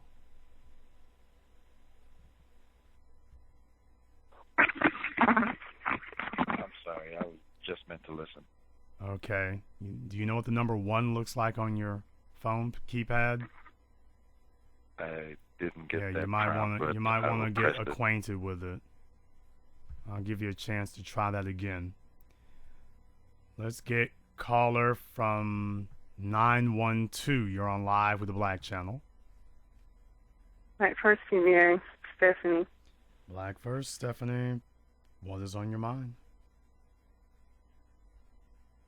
The thing, I definitely want to co-sign about the thing of other females, getting on the other females. When I first saw that post and the guy was like, females need to call out other females, it kind of upset me because I can recall, being 15 or whatever and telling, my peers and stuff that, you don't need to be doing this, you don't need to be doing that. And it was always like an older person who'd be like, oh, it's okay. Or like, take for instance, whenever I get on to my sisters about doing something and, of course they'll start crying and stuff like that. And I will be like, I don't care. I don't want to hear it. She needed to hear what I had to say. And then you would always have another female being like, oh, you're so mean and stuff like that. And, you know, they'll go over there to, you know, comfort her and stuff like that. But then when it gets to a certain point where they don't want to say anything, or if they think that the situation is getting out of hand, then they're coming back to you talking about, oh, you need to talk to her about, and it's like, no, you didn't want me to talk to her before. Why do you want me to talk to her now? Now that you're getting uncomfortable with what she's doing now, you want me to be the police of it. So definitely, and like I said, a lot of times it's the older women, and I think, you know, it goes back to what you're saying about the whole, oh, they made all these mistakes and stuff, so therefore they're trying to make it okay for them to make mistakes. And, you know, being a female who, well, I guess not, who hasn't made as many mistakes and things in life, it's like, I don't know, it's no margin. It's like, this is wrong, and then everybody be like, no, it's not that wrong or whatever, and it's like, yes, it is. And I don't know, it's just frustrating. And like I said, that was years ago that I did that, but then it was like a time when, like back to what Zoe was saying about making sure that our men and women are straight. Whenever I had went to Connecticut before, I was sitting at a table with my cousin, who I think he's like 23 or 24, and he was talking about how he was actually living with this girl. She's like my age, I think 31, and I think she has like a 17-year-old or so. I don't know. She got pregnant when she was young too, and he's staying with her. And I'm like, you need to move out, because he was saying, you know, how she had her tubes tied and stuff like that. And I'm like, if you want kids, then you don't need to be with her, because you know that she can't have kids. And, you know, basically I was kind of going through it with him. And then I had my older cousin over here. Well, it's mutually beneficial to both of them. And, why? Okay, I've been talking a lot. So. Yeah, I mean, we have an endemic problem. Whereas black people in America, we have adopted a culture where we live with the savages. As opposed to us excommunicating them, we make excuses. And what I'm saying is the savages and everybody who wants to make excuses for them, since you're all kindred souls, you all have to be dealt with. But no more excuses. No more excuses.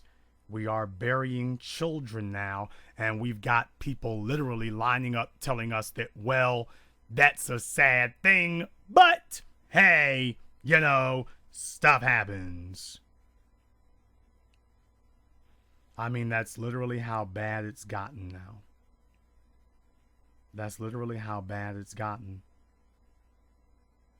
That they are putting the desires of hood rats ahead of the best interests of a child?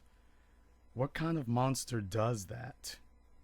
Well, I guess we're seeing now, aren't we? We have a bunch of people out here who are Michelle Blairs in training. A bunch of Michelle Blair sympathizers. I mean, they are just outright sympathizers with her. They sympathize. They see nothing wrong in what she did, except that they had people talking about we were being hard on her. One chick named Lena, why are we being so mean about it? And then this heifer here sat there. Let me tell you all what she did, by the way, for those of you who are not aware. I posted it, and if you're not a member of our group on Facebook, TMI, you need to be a member of that. That's the letters TMI on Facebook. This chick sat up here and she literally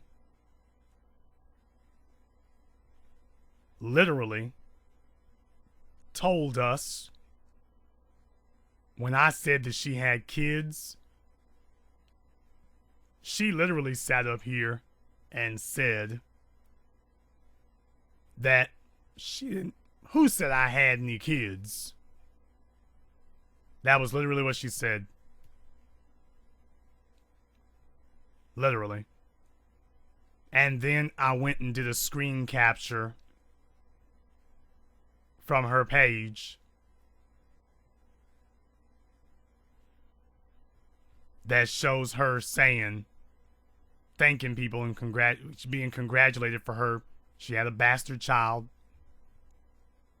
Wanting to be congratulated for it.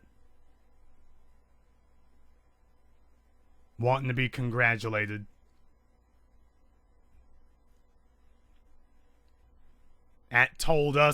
Tried to act like she didn't have any children.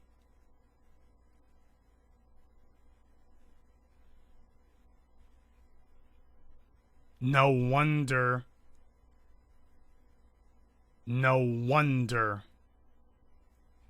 she's defending Michelle Blair. No wonder.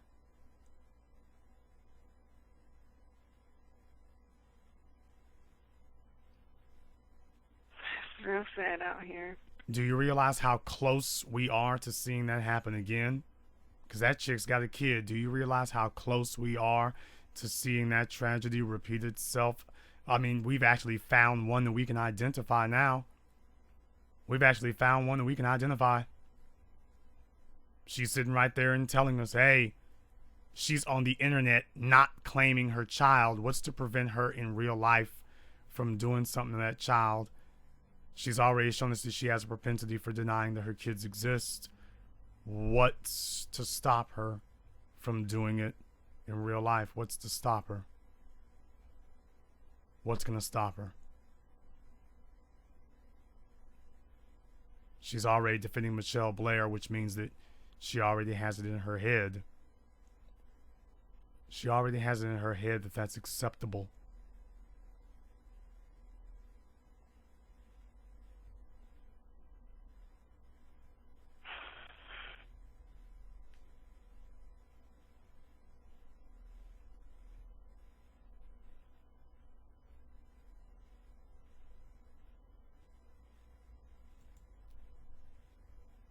People think I'm making that kind of stuff up when I say that, by the way. They think I'm making it up.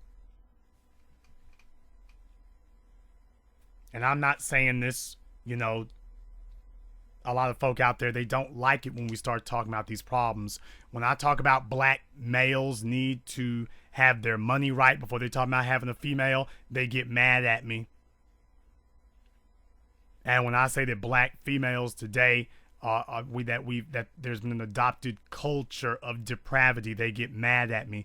But Stephanie, it doesn't matter whether the men get mad at me or the women get mad at me. I have to tell the truth like it is, because children are out here dying.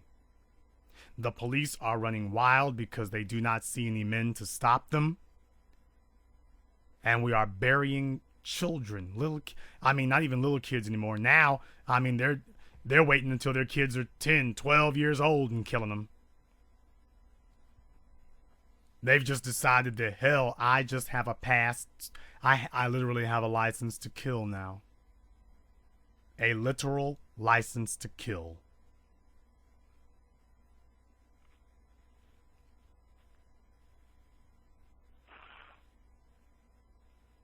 And to think how that mother separated her kids from,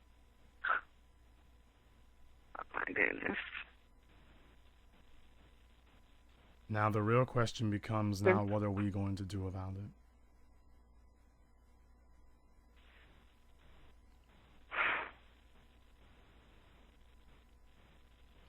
Because if we think we're going to sit here and you know, boo-hoo and sing the blues, that's not going to help. That's real. That's not going to help. Yeah, but it goes back to us being aware, and you know, this whole I'm gonna just mind my own business thing. It's got to go out the window. Because like you said, you cannot depend on social services. They don't do. You go to some of the nastiest houses, and they just brush it off. Kids don't have lights and stuff, and they're like, "Oh, that's just poverty." Like, we cannot continue to go down this road.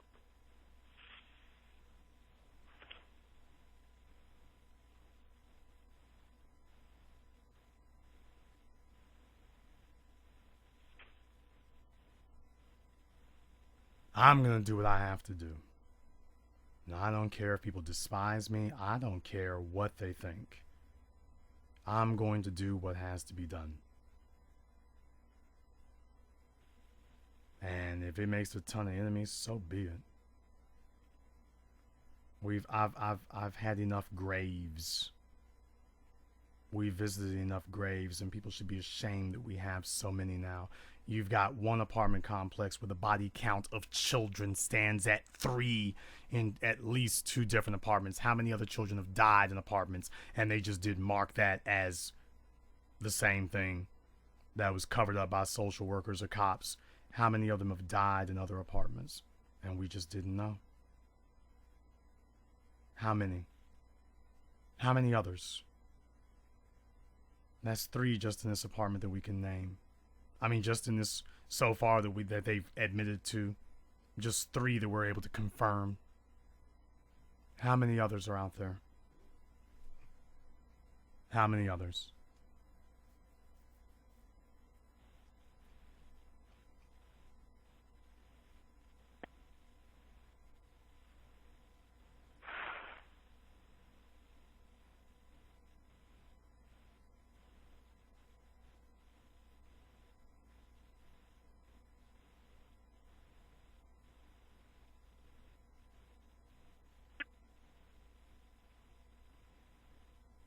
Mm-hmm.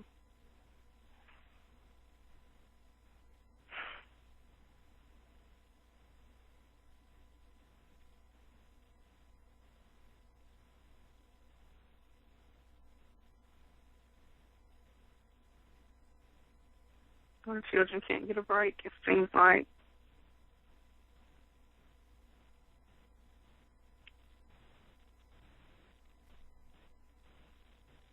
Well, it's going to be our job to give them one. Because you are never going to see white supremacist society sit up here and give a damn for the deaths of black children. As far as they're concerned, that is like, hey, ain't this the plan? It's okay. It's going to be up to you and me and us and we to say that this is not us.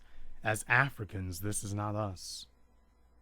And that we are going to do what we have to do to save these children, to save our communities, to save our people by any means necessary. And that first starts with us having an economy of our own. And once you've got the money, you can get everything else behind you, because hood rats don't pay bills. We can deal with them when we get ready to. Right. But this piecemeal stuff, it ain't gonna make it. We can deal with them when we get ready to. And all the professors and all the Melissa Harris Perrys in the world ain't gonna be able to stop it. We will be able to deal with this when we decide, when you and I, Stephanie, decide that we've had enough of seeing dead children. Right. When we decide that we love the children more than the hood rats.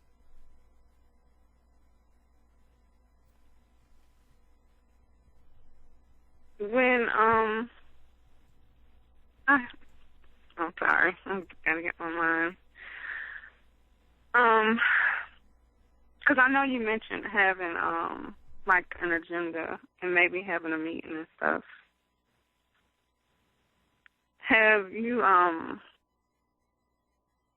not sure where you are in the planning process and things like that, but I was thinking perhaps maybe we could have maybe like a men, you know, the men kind of do their thing with the economic thing, and maybe the women coming together and figuring something out. Because, I mean, we can't continue to go down this road. Well, that's what we're here for now, Stephanie. That's what we're here for now.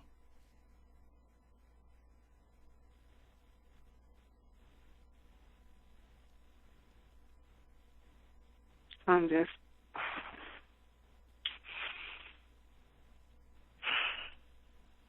Yeah, it kind of leaves you at a loss for words. But I'll let you have the last word.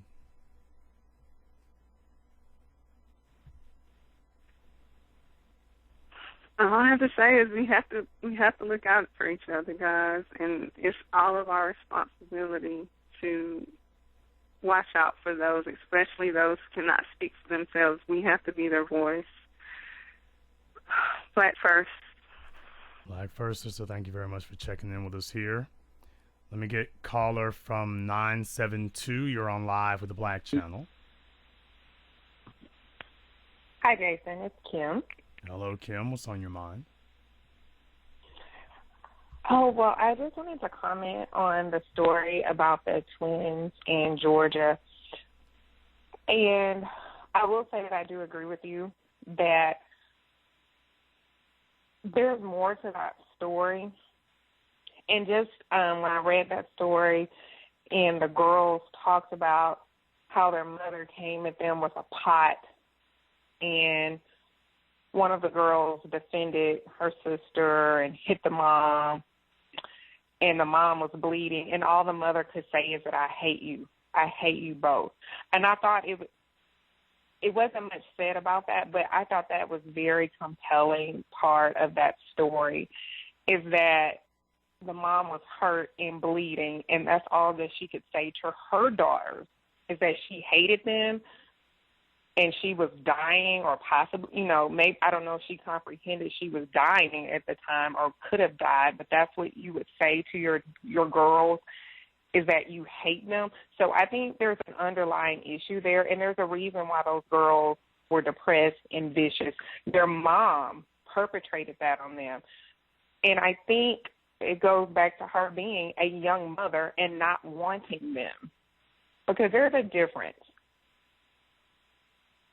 when you want a child and you have planned for a child, and you and your husband and mate have decided that you want to start a family. There's a different type of planning and love that goes into that, as opposed to you just having sex and you tell a man I'm pregnant and he leaves. That's a different type of love. There's love because I bonded with you, but there's a different type of love when you and a person want to bring life into the world. And so I think this goes a lot deeper than the mother being mad that those girls were late for school. This is, I hate you. You slowed down my life. I wanted to live. I wanted to have fun. I wanted to screw some more, and I had to deal with not one of you but two. And I think that's just not talked about in, I'm not going to even just say it's the Black community, but just in the community in general. Everyone wants to pretend that bringing in life is, it's so, the famous Black word, it's such a blessing, it's a blessing. No, every woman that's pregnant does not feel that way. And we need to be truthful about it. And I think that's a very truthful dialogue that we're not having. These women are not producing healthy lives. They're not, they're not in a healthy relationship. When you are surrounded by negativity, you can't just bring positivity magically. And that is why these children are in the street and they're doing things. They're not monitored because the moms didn't want to be moms in the first place. You're 17 years old having a baby.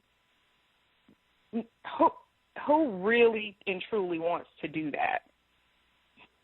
There's a deeper symptom and a deeper problem there.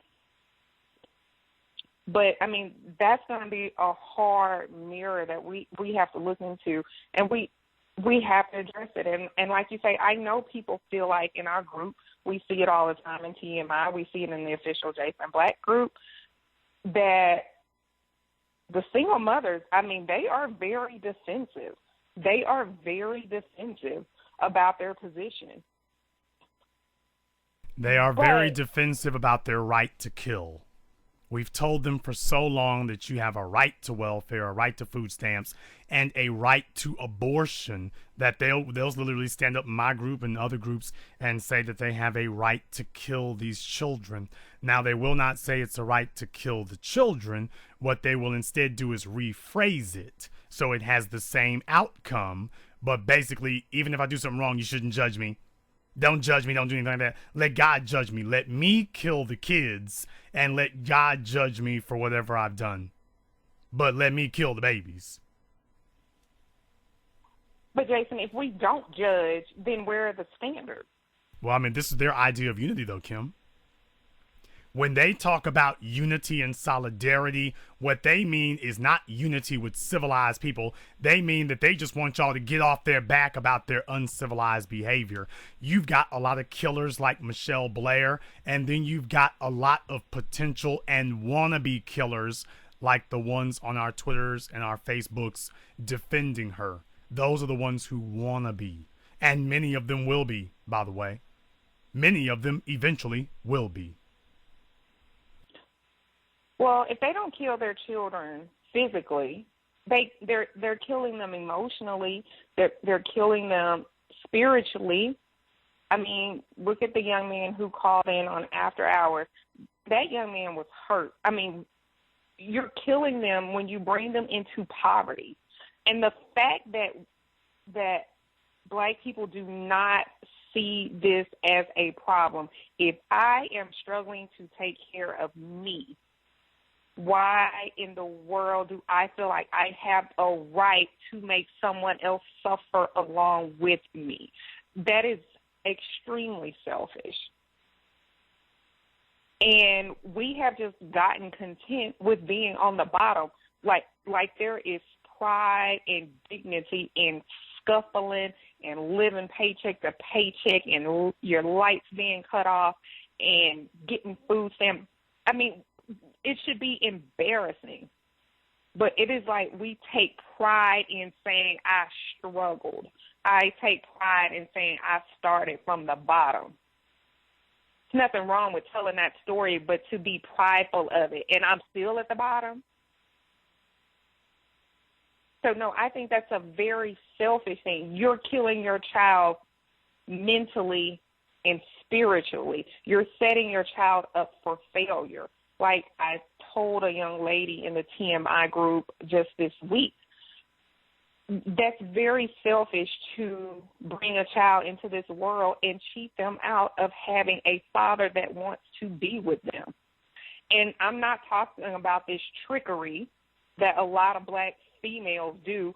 Oh, let me get pregnant and force you to be with me. No, I'm talking about letting nature take its course, letting a man court you, letting a man marry you and then start a family. That's what I'm talking about. I don't have a lot of sympathy for those who do it the wrong way. You cannot expect these men to be with you. A man has to want to do something. He has to be driven. You cannot force him. And honestly, if we have more than 70% of our children being born out of wedlock, I don't know why women are still playing this game. Why are Black women still playing this game? Because truly the odds are not in your favor. You will get a few out of the bunch that will concede and marry you. But if more than 70% are not marrying you, then it's not working. Stop doing it to yourself. Stop setting your children up for failure. I mean, it's just simple, logical, common sense. Well, it really just depends on whether or not that's actually what you want. Do you actually want logic, common sense? Do you actually want a sane and livable, civilized society, or do you just want what you want? That's the question. Do you just want what you want? Even if the kids have to die. And you got a lot of guys out here, pimp, pastor, preachers, and politicians. They protect the status quo because a lot of them don't mind creeping with hood rats. They figure they can be there because they're easily controlled. Ignorant people are easily controlled. So they want to keep them ignorant, poor, destitute, dumb, and easily controlled.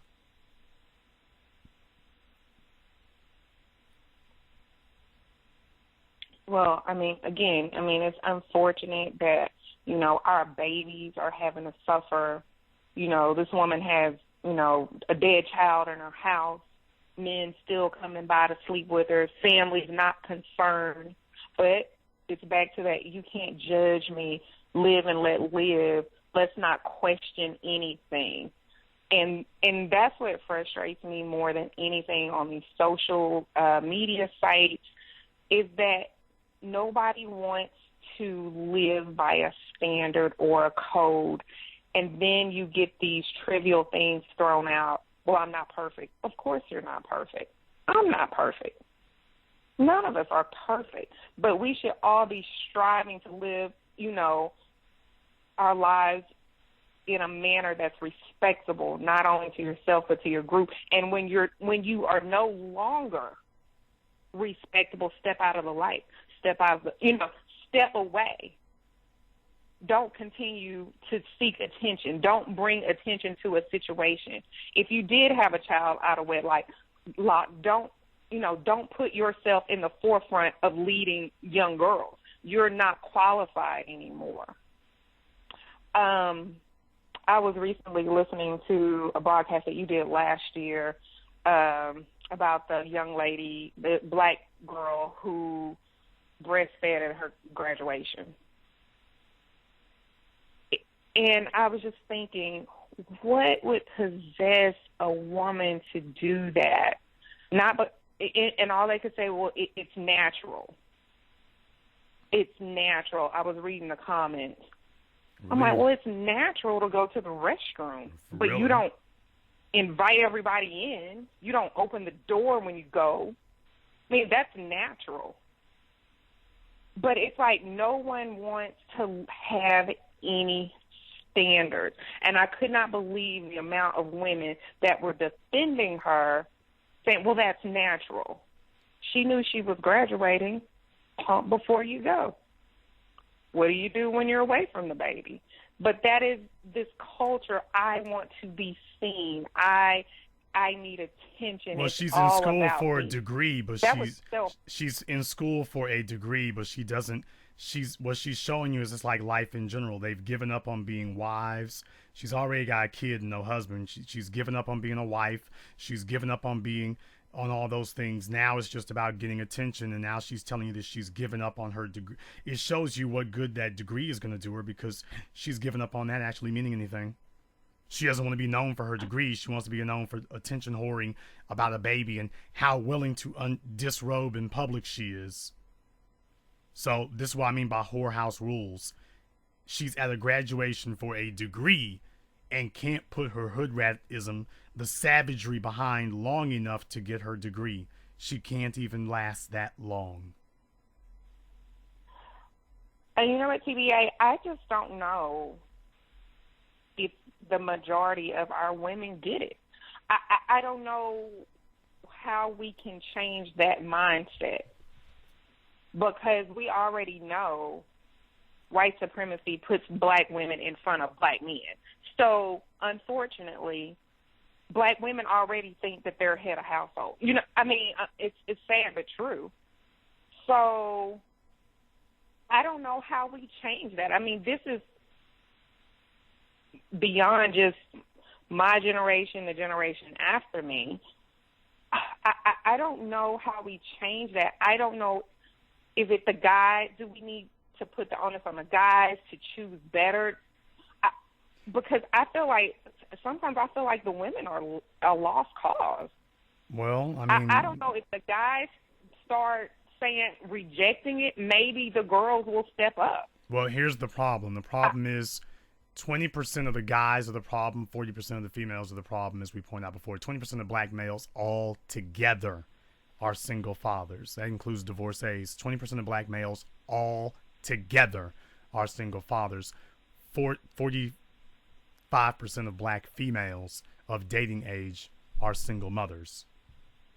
And what's happened for the last 3 generations, and I put up a story about this before, these females are creating children so that they can have a man. They're creating an incestuous environment in their homes. They're creating this emotionally incestuous environment, in some cases physically. They're not fit to be wives, so they're giving birth to the husbands that they couldn't get on their own.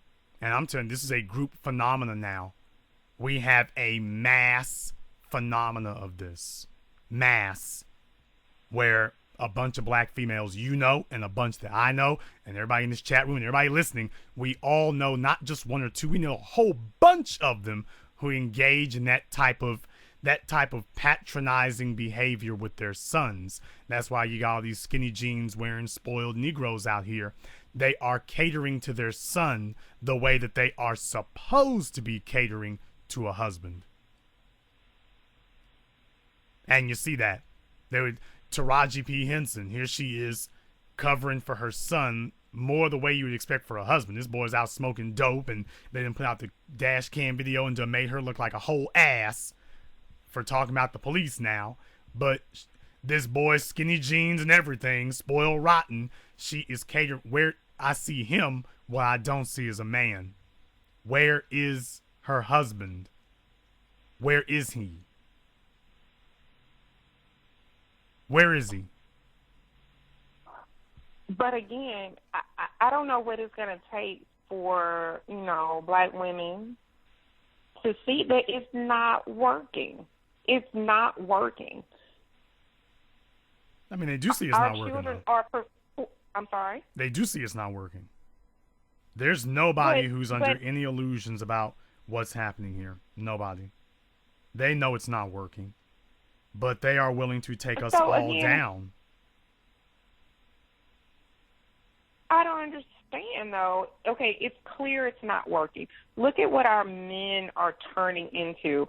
I mean, there are places here in Texas that you will come to, TBA, that, I mean, there are black men or boys or whatever you want to call them. I mean, they are more feminine. And, I mean, eyelashes, makeup, flawless. I mean, everything about them. And I'm not talking about one or two. I mean, quite comfortable with who they are. Where is this coming from? And then you've got, on one side of town, girls, ridiculous wigs, tattoos everywhere, ridiculous hairstyles, colors, pick anyone out of a Crayola box. And it's not working for us. So, I mean, you would think, okay, us, something's not it working, depends on something different. It depends on who you mean by us. Dear woman, it is as old at least as the Roman emperors. Tacitus once said, I will create a desert and call it peace. They will create a slum, a cesspool, a trash heap, a landfill, and call it being a queen. Now, Tacitus did that, and these were men far smarter than any of us. But like I say, if it could be articulated like that, for him, understand something they know. I will create a cesspool, I'll create a garbage heap, and I'll just call it peace. I will call it my queendom. Yeah, I know it ain't nothing, but it's my not nothing.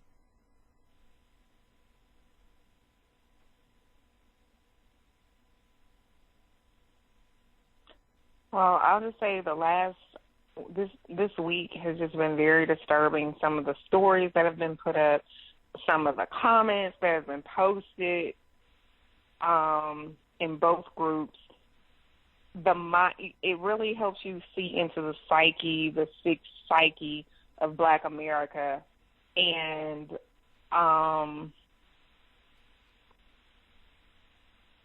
we just don't want to have accountability. Everything we can find some way to find a loophole to justify bad behavior.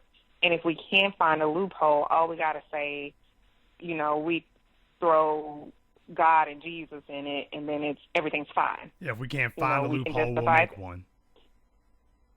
I mean, we'll build one just by virtue of only God can judge. Of course. But right now, judgment is on earth, and we have to have some standards here. And I just find people truly 90 seconds. They just want to go against the standards. But when it comes to things that are beneficial to them, things they want that to be a standard. You know, when they want a husband or they want a job or they want finer things in life, then that has to be a standard. But when they want to live any kind of way, there's no standard there. Don't judge me. Now the question is, people just have a the question logic. is, Kim, now you 60 have seen, seconds. that woman is annoying. You have seen how ruthless that they are. You have seen how dedicated they are and how ruthless they are about destroying black society. You have seen how far they will go to destroy us. Question, how far are you willing to go to stop them? Because at the end of the day, that's the only thing that really matters. Because the savages will not stop being savages. So how far are you and I willing to go to stop them from killing more children? That's the only question that really matters.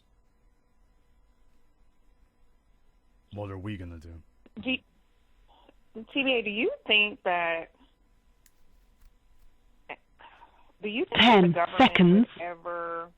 I saw a few posts this week, but do you think the government would ever stop subsidizing, you know, with low-income families with food stamps and housing? Do you think that would ever come to an end, or do you think that's still beneficial to, you know, white Americans and Latinos, and that's why they keep these services in place? It is become a domestic form of the military-industrial complex.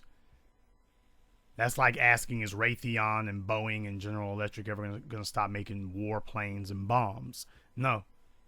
As long as the government has the ability to keep paying for it, these powers are going to keep doing it.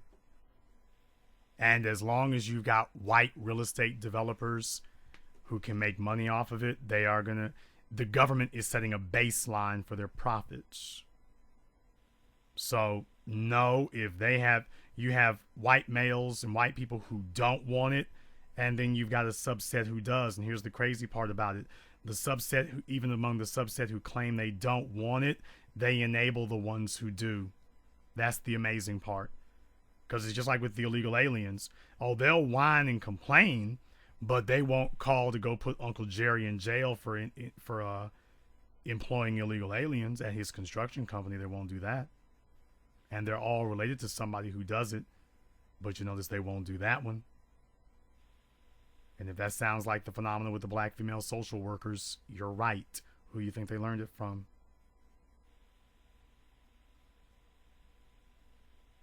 It's all right so long as I do it.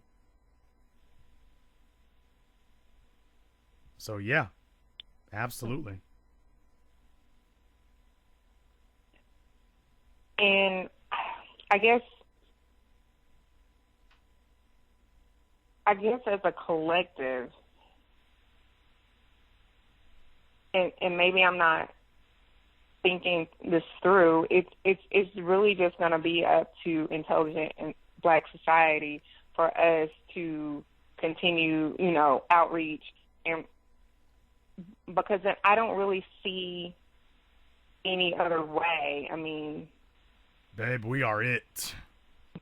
Stop asking where the cavalry there is no other is. way. Stop asking where the cavalry is. Stop asking where the saviors are. Stop asking where the resistance is. As he said in Terminator, if you hear this message, you are the resistance. Stop asking where the insurgents are. You are it. This is it. This is all we got. There's only a minority in black society who understands the true problem and is willing to accept the gravity of our situation, and that we are surrounded by individuals among us, not from the outside, but from the inside, who they make it their daily devotion to destroy black society. to reduce us and finish off white supremacy's work for them. We are the only ones who accept the reality of it. I agree. And one of the things that I did want to point out is that, like I was telling someone on Facebook this week, the paradigm has to shift. And she was saying, this woman, she graduated from college with 3 degrees, and I can't remember how many kids she had, 3 or 4 children, no husband. And she was like, well, she's an inspiration. And I was like, no, she's not an inspiration. She's a cautionary tale.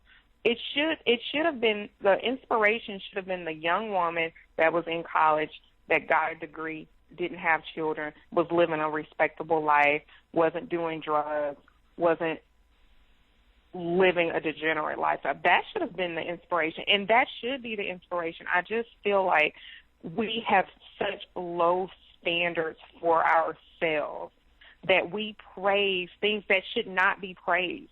And I don't think that a lot of people even picked up on the insult of that story. I would never begrudge anyone from having a college degree. I have 2 of them, so I can speak on that. But what I'm saying is the fact that that was a news story is insulting. I thought that was insulting because they would never feature a white woman or an Asian woman or any other woman in that type of story. It was as if this is the best that the black community has to offer. This is their best and brightest. A woman that decided at almost 30 to go to college and get her degrees with 4 children out of wedlock. This is the best that the black society has. Look at that. Give them a hand. Give them a round. That was insulting. I'm glad for the young lady and whatever she chooses to do with her life, but the fact that she got a feature story for I'm that, I'm not really glad about it, to be totally honest. I can't lie. I'm not impressed by that mess. You sat up here. I mean, but this is what you sat up here and vomited all over the floor, and at best, her children are going to grow up without a father. Now, I promise you, she probably did have her dad in her life. That's something else I've noticed lately. People who had 2 parents in their lives and then make their children grow up with 1. Now, her children, how are you going to make your sons grow up with a father? How many degrees do you have to get for your son to get manhood from his father? How many degrees does that take? How many degrees? 0. How many degrees do you have to get before your daughter understands what a real man is by watching her father's example? How many degrees does that take? It ain't possible, because it has nothing to do with your degrees. Your degrees are something that you did for yourself. Opening your legs for a man who's worth a damn, that's what you do for your children. And I'm tired of children and our society, because it's not about the children. What you do for your children, when your children are an afterthought, that means that your people are an afterthought. And I'm tired of folks sitting up here allowing their people to be an afterthought. I'm tired of that being the metric whereby which we judge these things. Our children should not be afterthoughts. Yep. I agree with that. And I am just disgusted that, we don't see ourselves better than that. That we number one, the young lady should have declined the feature, in my opinion. She should have said, no, I don't deserve that. I don't deserve to be spotlighted. I didn't do right. I don't deserve that. She should have just declined it. Sometimes black people, we just need to know, even if they do come to us with the camera and the mic, that we just need to walk away. But we don't do that because attention is money for black people. Attention is its own currency. It's its own commerce. We're so desperate for validation that we don't care who we get it from or how. Attention is its own form of currency. So... But you know what? Even the most admired woman that I ever knew growing up was my aunt. She's married to my uncle, and they had 5 children together, and she and still does embody what I view as a beautiful black woman that supported her husband, supported her family. She was just the traditional wife, garden, family, cooked every day, had a beautiful family, and I admired her and still do. She never went to college, but she was a wife, and she raised a beautiful family, and I always admired her. And I remember graduating from high school, and I was sitting around with a lot of my cousins, and, you know, they were very much, back in that day, I don't need a man kind of mode, and they were like, Kim, what are you going to do with yourself? What are you going to do? What are you going to major in college? And I was kind of, you know, well, I'm going to do this and do that, but I really wanted to be a housewife like your mom. And they just gave me the most stunned, like I had said I was going to slut in the streets. And so somewhere that there was a disconnect, that's not an honorable thing to be a wife, to raise your family. Like, that is no longer something to be admired anymore. And I think that's very disappointing. Whoa. Is that, you know, we are putting women who slut around as we're putting them on pedestals. I mean, this is a shame, TBA. This is disgusting. Well, the government has paid people to, ordinarily under regular socioeconomic circumstances, people who live their lives hoeing around and making slums for themselves, they go extinct. The government has created a safety net that no longer allows them to go extinct. It catches the wastewater and allows the wastewater to now rise with the well water, and it well water can never make dirty water clean, but dirty water can always contaminate clean water. There is no amount of clean water that we can add to the wastewater to remove the human waste from it. The only thing that we can do is remove the wastewater. You can't clean it up. And if you don't, it's going to contaminate the clean water. I'll let you have the last word. Black first. Black first, sister. Thank you very much for joining us here tonight. Let me get caller from 469. You're on live with the Black Channel.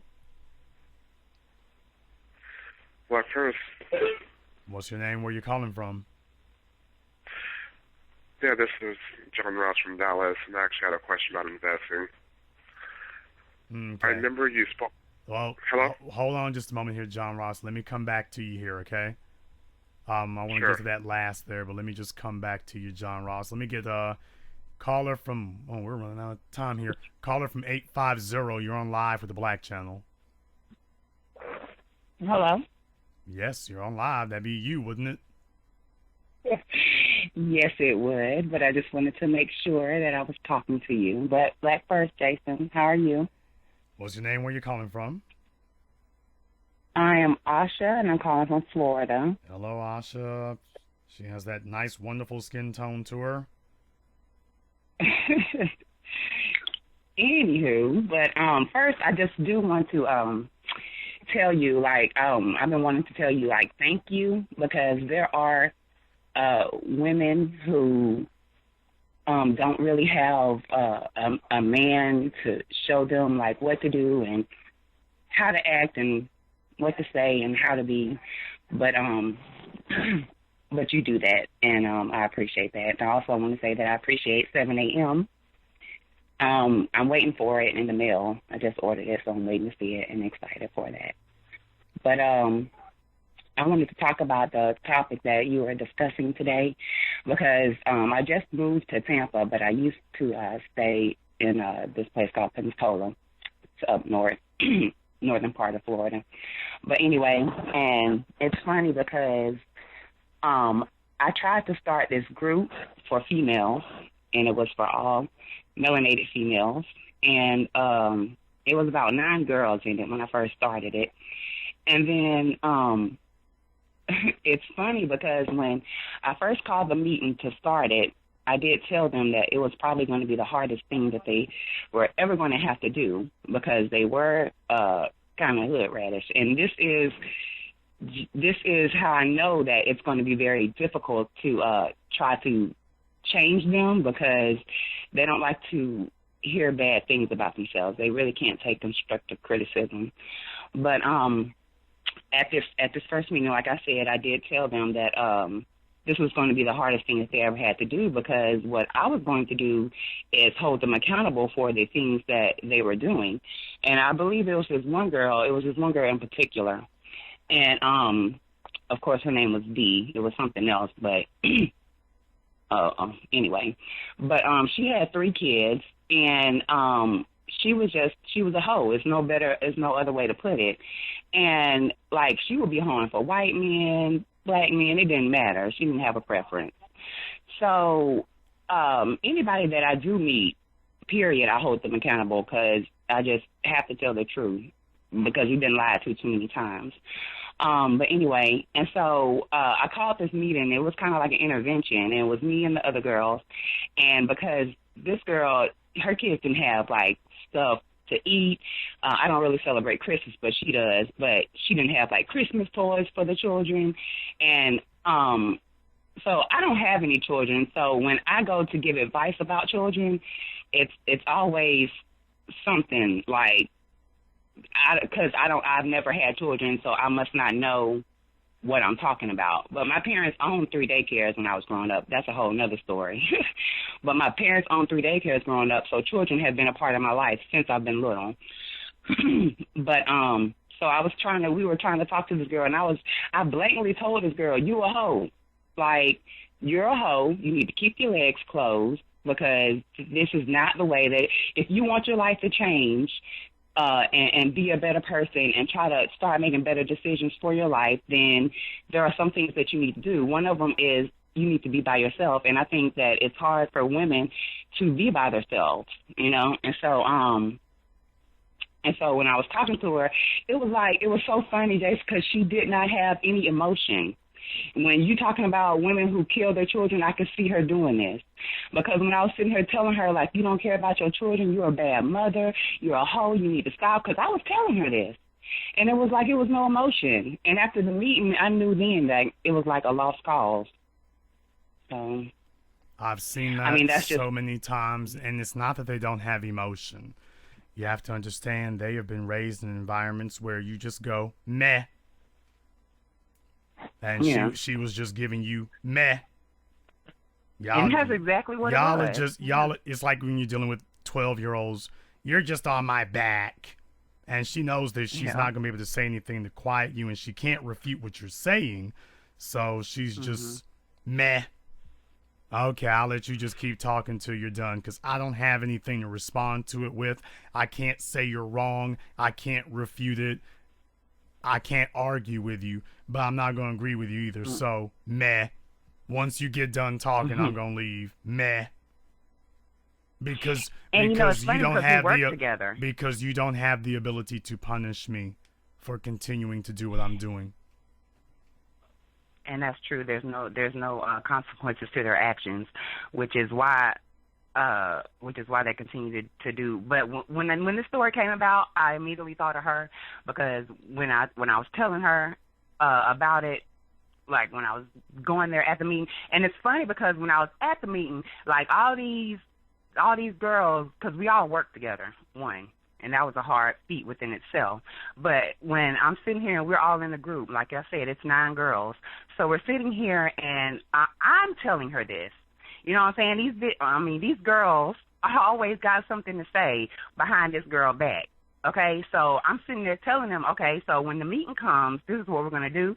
We're going to bring it out. Y'all all got something to say, so keep it to yourself until the meeting, because that was one of the rules. We don't discuss anything outside the meeting anywhere else. That was one of the rules. So stop talking about it, and we'll discuss it at the meeting. And so at the meeting, and it's funny because everybody wouldn't say anything, looking at me like, oh, my God, I can't believe she's saying this. But what else am I supposed to say? Like, if I'm not supposed to sugarcoat it. I just can't. That's just not in my DNA to do that. So I'm sitting here looking at them. I'm like, okay, well, do you have something to say? And they just all got quiet, you know. But I had to say what I was going to say. 1, because I was the leader of that group, and 2, because she needed to hear it. Because 1, I get tired of her, like, you coming to work, one, you coming late, okay, and that's messing me up because I'm the team leader, so I got to stay but that's a whole different story. Anyway, but you coming to work high, drunk, different men in your car, you know what I'm saying? You get an income tax. No men are around when your income tax. When income tax come, now you with a different dude every other month, you know what I'm saying, to the money gone. It's just ridiculous. And I got really tired because I love our women. You know, like I have a deep-rooted, like I want to help them. You know, like I was sitting in a training class for my job up here, and I like to sit and observe and listen to these girls. And they were about 20, 21, 22. And so, but just to hear them, their thought process is all messed up. Like, I don't know if I have an old soul, like I'll be 36 this year, but still, like, I'm sitting here listening to them, and I'm like, these girls, and of course, most of them, I'll say it was about 6 girls. Out of 6 girls, 4 of them had kids. Yeah, 5. You know, and then one was pregnant then. She was 22, I think, and had 2 children already. But it's just like an epidemic. And so I told them then, I was like, the best thing is to keep your legs closed. You know, I don't understand, like, why we have to, I have to tell them that it's very powerful when you use it correctly, you know, because they don't know how to do it, period. But it's just like an epidemic. I'll go on and on, Jason. You'll have to stop me. Well, I mean, but we're living under whorehouse rules right now is the problem. Yeah. We're living under whorehouse rules, and it's just everybody for themselves, and if I screw everything up, oh, well. Oh, well. And that is literally the attitude that they have about it. If I screw it up, oh, well. So I'm just the guy who sits here and tells the truth about it, but I'm under no illusions about what's going on. I know what's happening. Mm-hmm. I see it. And as long as they have the ability to pretend that what they're doing is okay, they're going to keep doing that mess. And it's not going to stop until we inflict our ability to insist on consequences. As long as they understand something, they are against us. And to be totally honest with you, my goal is not now, nor has it ever been, to try to convince a grown-ass woman to have respect for her body. That's not my job. No, Jason, but I just don't be wanting to give up on them. It's so hard because I've changed a couple, you know, like I have. I've seen them, like they're doing better. It took a minute, you know, but when I say a couple, I mean a couple, probably like 2. You know what I'm saying? Out of those 9 girls, I reached 1. And now how long did that take? To reach her, the one girl, it only took like 3 and 4 months, but she wasn't as hood radish as the rest. She had 2 babies, but she was still with the dad. Still with the dad. They're still together Stop. to this day. Still with the dad. What in the holy hell does that mean? She wasn't married, but they were together. Okay, if they're not married, they're not together. Don't let them make an ass out of you, Asha. I don't want that. If they're not married, they're not together. Don't let folks sit up here and play that game with you. If he leaves her tomorrow, what the hell does she have? What does she got? That's true. If he leaves her tomorrow, what does she have to bind him to that child? What does she got? That's true. Where is her family legacy if he gets up and leaves tomorrow? Where is it? There is. She has no guarantee. There is no guarantee. And it's not even about guarantee. It's that he hasn't even claimed this child yet. Do you realize that if they're not married, he hasn't even claimed this child yet? He hasn't even claimed this child yet. I didn't even look at it like that. If they're not married, he has not claimed your child. He hasn't. Damn sure ain't claimed you.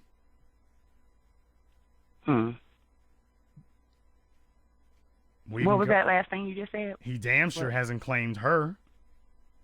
Oh, yeah. That's true. Baby, he can sit up here and go sleep with another woman tomorrow, and what are you going to say? But I'm your woman. What's she going to say? You're his wife? You can't say that. You can't say that. He's getting the first words out of his mouth are going to be, I don't see no damn ring.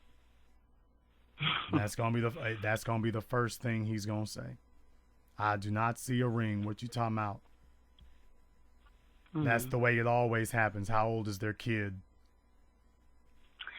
They have two of them. One is 3 and one is 1.5. Yep.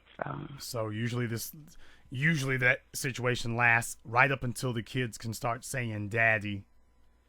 And once they can start calling it, and once the kids can start making expectations of him to actually be a father, that's when it grows old. It's like, okay, these kids ain't cute no more. Yeah, and I definitely don't want that to happen. When we could carry you around in my arm and hold you around like a sack of luggage, that you were cute back then. Your little ass ain't cute no more. You're not cute anymore.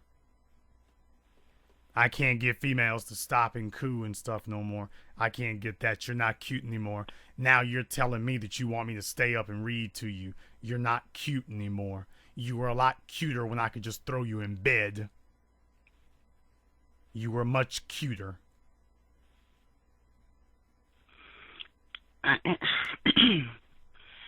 Well, I'm glad I don't have to deal with that. And I'm glad, that's why I don't date anybody who has children, because I've been married and I'm divorced, and that was a whole situation within itself, and so when we did get together, and see, the thing is with women, and I think you had said it one time, we get so lonely that we get to the point where we accept anything.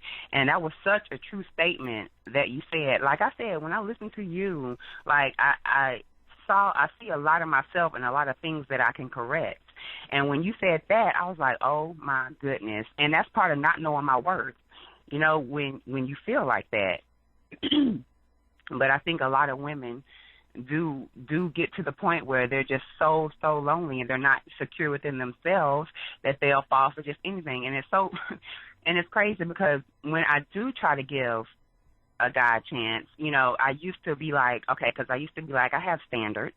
This is what I used to say. I used to say, okay, as long as a dude, and see, this is why I've grown so much since I started listening to you. But I used to say, okay, so as long as a dude has a car, has some kind of job, and has like a place, then I'll talk to him. And then I start feeling bad, like, okay, well, I don't want them to think that I'm materialistic or that, that I'm this and I'm that. And I said, okay, well, as long as he at least has a car, or at least he has 2 out of 3, and I was thinking to myself, like, that's still settling. No matter how I try to justify it, it's still settling. No matter how I feel like they think about me, or they think that I may be materialistic, it's still settling on my part, because I know what I am worth now as a woman. So they can't come to me with that anymore. You know what I'm saying? Because, one, I'm not even talking to you unless I can see something first. I'm not even talking to you unless I can see that you are doing something for yourself, because as I think that was Zoe who was speaking earlier, there's nothing that you can do for me if you can't do it for yourself. I think on one of your broadcasts it said we're supposed to be added bonuses. And on one of the lady who I think was speaking before then, she was saying, how do we get the women, because I want to know that too. Like, because I always say it was supposed to be the women to get the women. It was always supposed to be us to get to them and tell them that they need to be acting a certain way. But just as you said, how do we keep telling grown-ass women that you need to have some respect for yourself? And they don't want to hear it. I'd much rather deal with the children. If I had a choice between trying to resurrect Nikki Whitehead, who was the 34-year-old mother in Atlanta, I use mother very loosely, 34-year-old mother in Atlanta who got killed by her twins. If I had a choice between her and the twins, I'd take the twins every time. She is grown. She is a lost cause. She's grown. Yeah. The rot is all... Once you get grown, Asha, the rot is all the way through the wood. At that point, we're not trying to perform a repair. We're trying to perform a resurrection. I would much rather have the children. They have not finished forming. The bad habits have not settled in. They are still applicable to seeing that their mammy's way ain't working, that their Rolling Stone, no good, dusty ass daddy's way don't work. They can see the pain and misery that it's caused in their own lives because they haven't replicated those mistakes yet. After you replicate your parents' mistakes, you now have a vested interest in defending them. You no longer have an incentive to reject them. You've now got a dog in the fight to protect those mistakes because now your self-worth is tied to the fact that, oh, hell, I screwed up too. I got to defend those mistakes now. Mm-hmm. Well, I definitely believe that. That's like one of my things. Like I told you, my parents own 3 daycares, so children have been my life since I can remember. And then I also have a gift for it. Like people who say children they can't handle, when I get them, I don't ever have a problem with it. I don't ever have a problem with them, with the children themselves. So I definitely agree with you there, and I know I'm on the right track there. But like I said, it's just if anybody's listening in Tampa and Florida, Orlando area, then please get with me because that's what I am trying to do. And that's another thing, like it's hard because you have to have people who want to do that. And that's frustrating. Well, you're one of the people who wants to do that, but what I want you to do is stop throwing your pearls before swine. If you really want to change the situation, you said your folks had a daycare. Why don't you have one? Mm-hmm. Why don't you have one? Oh, I knew you were going to ask me that. And that goes back to the civil rights generation who failed us. Like my parents are in that generation. Well, my mama, she's passed, but that's nonetheless, she still failed me. And then my dad, when I turned 17, he came to me, said he was like, my mom was one of those moms, you know, and they were together, but we found out that, because I have 2 older brothers, and we found out when my dad came to me when I was 17, he told me he was leaving my mom. They got divorced. And so we found out then that my 2 brothers, he wasn't even the dad of my 2 brothers, you know, so he was my dad, but not theirs. But I never knew that. It's how well he took care of them. Like he gave my mom a last name, gave them a last name. And so he was with another woman, and when they sold the daycares, you know, it was a big old, the way he did it was not right. And so he left me like with my mom. And mind you, my mother and I never had a good relationship. So he left me with a woman that was bitter, and then in her mind she was ghetto because her daycares were filled with the women that you be talking about. You know what I'm saying? So so when I think he didn't want her, he didn't want my mom to have anything, and so he sold them. And so later when because our relationship went through something. So later when we repaired it, I asked him, like, why? You know, why did you sell it? And he told me, well, I didn't know that you would want one. And I'm sitting here looking at him like, how could you not know that I wouldn't want one? You're supposed to build things up for your children. Let me tell you something. I'm not afraid to tell this story to everybody out here. I had a 94 Chevy Impala. 95, actually. That's that big body. I know what that is. Oh, yeah. Especially folk in California and whatnot. They know that was that big body one, like that Caprice. That was that big body. I loved that car. Let me tell you, that was the first car, I'm not afraid to tell you, it was the first car that I ever waxed by hand. I went out, I paid a bunch of money to get this guy. This is how I learned about paint techniques for clear coat as opposed to enamel. And he did it with an enamel as opposed to clear coat.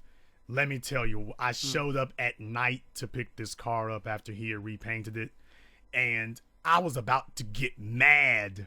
I was about to go off on him because I was like, you son of a dog, you done drove my damn car around before the paint dried. Because I'm seeing dirt on the back of it. He said, the paint's dry. No, it's not. I see dirt back here. And this paint is obviously wet. You can't see it. Look at it. It's wet. And he takes out a paper towel and wipes the rear fender on the car near the ground where the dirt was. Dirt came right off. Paint was just like that. I was like, I don't believe this. Got up the next day. Asha, the The black was so rich and so deep you could drown in it. Never saw any. I've seen brand new cars and never seen anything like this before. He put 3 coats of enamel on it. Never seen anything like this before. Let me tell you, I was on the very next day. The tires were spinning on their way to AutoZone. I got the turtle wax. I got that and the what do they call it? The Michelle's. I forget what it is. It's the expensive stuff that they have there, and they didn't have a buffer. They didn't have a buffer that I could use for it, so I wound up actually having to do it by hand. Took me 4 hours to wax that car because I did every inch of it. I'm talking about including the top of it. I did every You're inch proud of it. I mean, it was gleaming. The wheels were gleaming. The tires. I mean, I was like all them dudes. And I'm not even a car guy like that.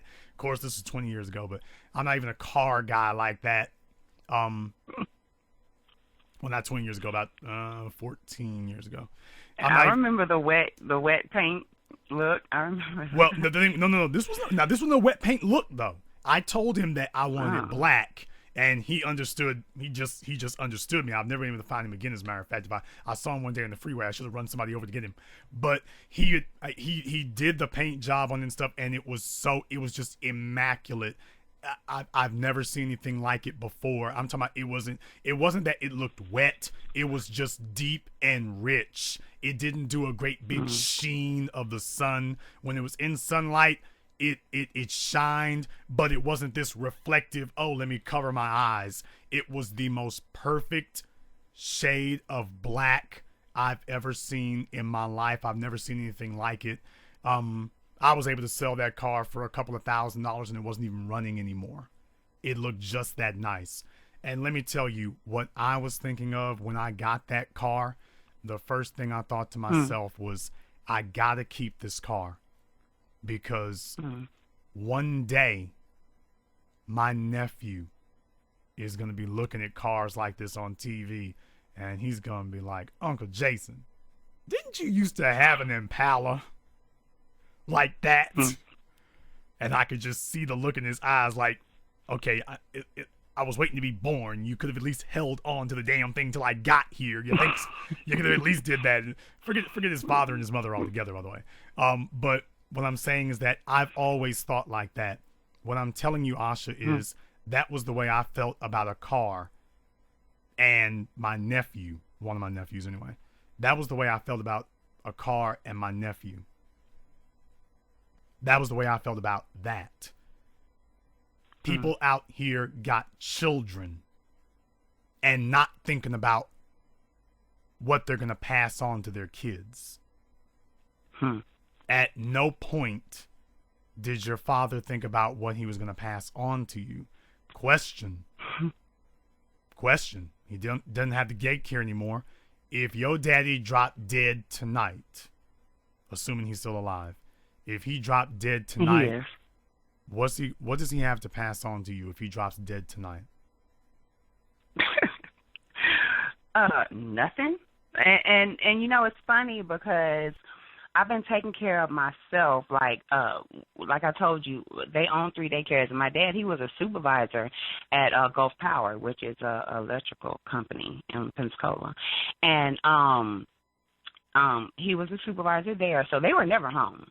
And mind you, I'm really surprised at how I turned out and how I think the way that I do, because by all statistics, I should be just as hood ratish as everybody else. You know, I mean, both of my parents were there, but my mother and I did not have a good relationship. Like, because I don't know if it's because I was fatter then, and then not only was I fat, but I was at an all-white school. Like, they moved me to an all-white town, you know, and talk about identity crisis. And that's another thing. I don't think parents think about what they do to their children when they uproot them and put them in an environment where it's everybody who doesn't look like them. And so, but I think that had a way with helping me to how I am today. But I said to myself, Jason, you know, like I said, I've been taking care of myself for a long time because even when they were there, they weren't there. I raised myself. That was my point in that. But I said to myself, I don't care. You know, it is what it is. I can't change the past. I can't make him go back. And, you know, it's funny because when he started those daycares, my grandfather was the one who gave him money to start it, you know. So you would think that, and then it's funny because I have 8 other uncles and aunts, right? In my family, we always joke and be like, we were the Cosbys. That's the kind of family that I have, you know, so because we have Christmas and blah, blah, blah. But anyway, but my other uncles have set up things for their children. You know, one of my uncle, he is a elder in the church, but but he has set up, he has 3 children, and each one of them have a plot of land, and he's building each one of them a house. And it makes me so mad because it's like I have to fight for everything.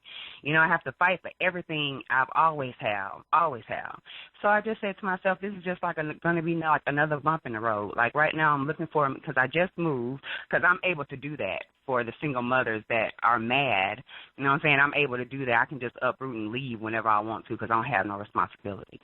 But anyway, so I moved like 500 miles away, and I saved up about $4 or $5 grand, moved to Tampa, and so now I'm here. I'm looking for me a house, and so it's not easy. I mean, it's not hard to start an in-home daycare, and so I already have the qualifications for it.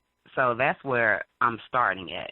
And my eventual end would be something like Umar Johnson School, because I want to have a school for all melanated children. And I don't care if they say I'm racist or not, because I'm ready for that as well. So it was like that is my ending goal. My main big goal is for that. And in that school, I want to teach our boys, well, not me personally, but this is what I want to be taught there, that because they need skills. They need to know how to, like, cut hair. They need to know how to weld. They need to, several things. And then not only that, but women. We need to learn how to sew. We need to learn how to cook. We as women don't know how to do anything anymore. And that was another thing I used to tell the group. You know, I wanted to start that to teach women how to be women again, because we don't know. It's like we've lost it. You know, they think there's something wrong. Of course, that's the feminist mentality, but still, it's okay to cook for your man. Like the last lady said, that's all I ever wanted to be, was a wife and mother. And it makes me mad when these women like this, and they get their children, and they don't even care. They use them, like they said, as a welfare check or as a means to an end. Asha, and you know how that's to cook? how I'm going to stop it. You know how to cook, Asha? Of course I know how to cook. Okay, y'all, and look, I felt tried just then, Jason. I felt tried just then. and Asha was part of the Black Female Fitness Motivation, so I can tell you all, if you've seen her videos, you can see she's very much in shape, and she's got that wonderful chocolate ice cream color to her skin. So if you are a fella out there who's got his act together and his mind right, you can contact Asha on Facebook, as a matter of fact. She's in my TMI group and the official Jason Black group. So you definitely want to go ahead and holler at her. She's got no kids, no debts, no severe mental or emotional issues. Look, Jason, and no debt. No college debt, no debt. Nothing. So she's actually got some sense about her. So, fellas, you can't say I didn't do anything for you. So you're a mess. Sleep on it if you want to. Y'all can't say I didn't do anything for you. I don't want to hear no nonsense. Oh, now, but Jason said you better let them know. I don't take no crap now. Okay. Not even a little bit anymore. Now like, we will have and to. that's your fault. We will. Look, they got to blame you for that. Well, we I'm so glad you got $4-5 grand saved up. We will have to do something about that graffiti. Yes. Yeah, we do have to do something about that. But other than that, I can sign off on her. I'll let you have the last word. Nothing. I just appreciate you, TBA, and keep doing your great work, and I'll keep listening. Black First. Black First, as always, thank you very much for joining us. Call us again. We don't hear from you enough, Asha. Okay. I'm going to have to stay on her about that. Her number is 1-800. Never mind. I won't do that to her. But, like I say, definitely, fellas, let me tell you, She is as advertised. You can go see it for yourself. No, I'm not doing love connection over here. I'm just saying Asha is single with no kids. The female who called before her, Kim, is single with no kids. She was part of the Female Fitness Motivation too, as a matter of fact. Very, very nice little shape on her. Stephanie is single with no kids. She's in shape too, by the way. I don't have a bunch of Broomhildas sitting around here, so that's not the case at all. And by the way, they all have varying degrees of color too, as a matter of fact. They go brown, browner, brownish. So you can't go wrong. You can't go wrong. You can't go wrong. They're all educated. They're employed. They're intelligent. As you can see, they're sensible. I'll charge. You know what? I probably need to charge like a speed dating thing or something like that just to talk to them. I'll just say, look, I found like 10 candidates and auction off time to talk to them or something. Let me go ahead and take a phone call here before I get in trouble. We're running short on time here, but John Ross, I wanted to get to you before we go. You said you had some questions about investing. Yes. A little over a year ago during summer break, I went to one of those Rich Dad Poor Dad seminars, and now I'm laying the groundwork because I'm graduating December, and next year I really want to get the ball rolling on my investments or in investing. So I'm trying to figure out, what is your impression of the whole Rich Dad Poor Dad program in investing? Robert Kiyosaki is a wonderful philosopher. I think you all can tell, though, by my statements this year that I pretty much had it with philosophers, though. I don't want any more people who can give us philosophies about economics. I want us listening to people who can tell us how to get what they got. So would you suggest Marty, would he be a good investment, do you believe? Okay, well, first of all, it depends on what you mean by investment. What to you... Well, I mean, somebody stop. who can teach John me how Ross. a good source to learn about the stock market. John Ross, stop. It depends on what you mean by an investment. What does John Ross mean when he says investment? I want to learn how to play the stock market so I can multiply wealth. So I can play the stock market. Okay. Yes. Now, you do understand it's not that easy, by the way. Well, nothing worthwhile ever is.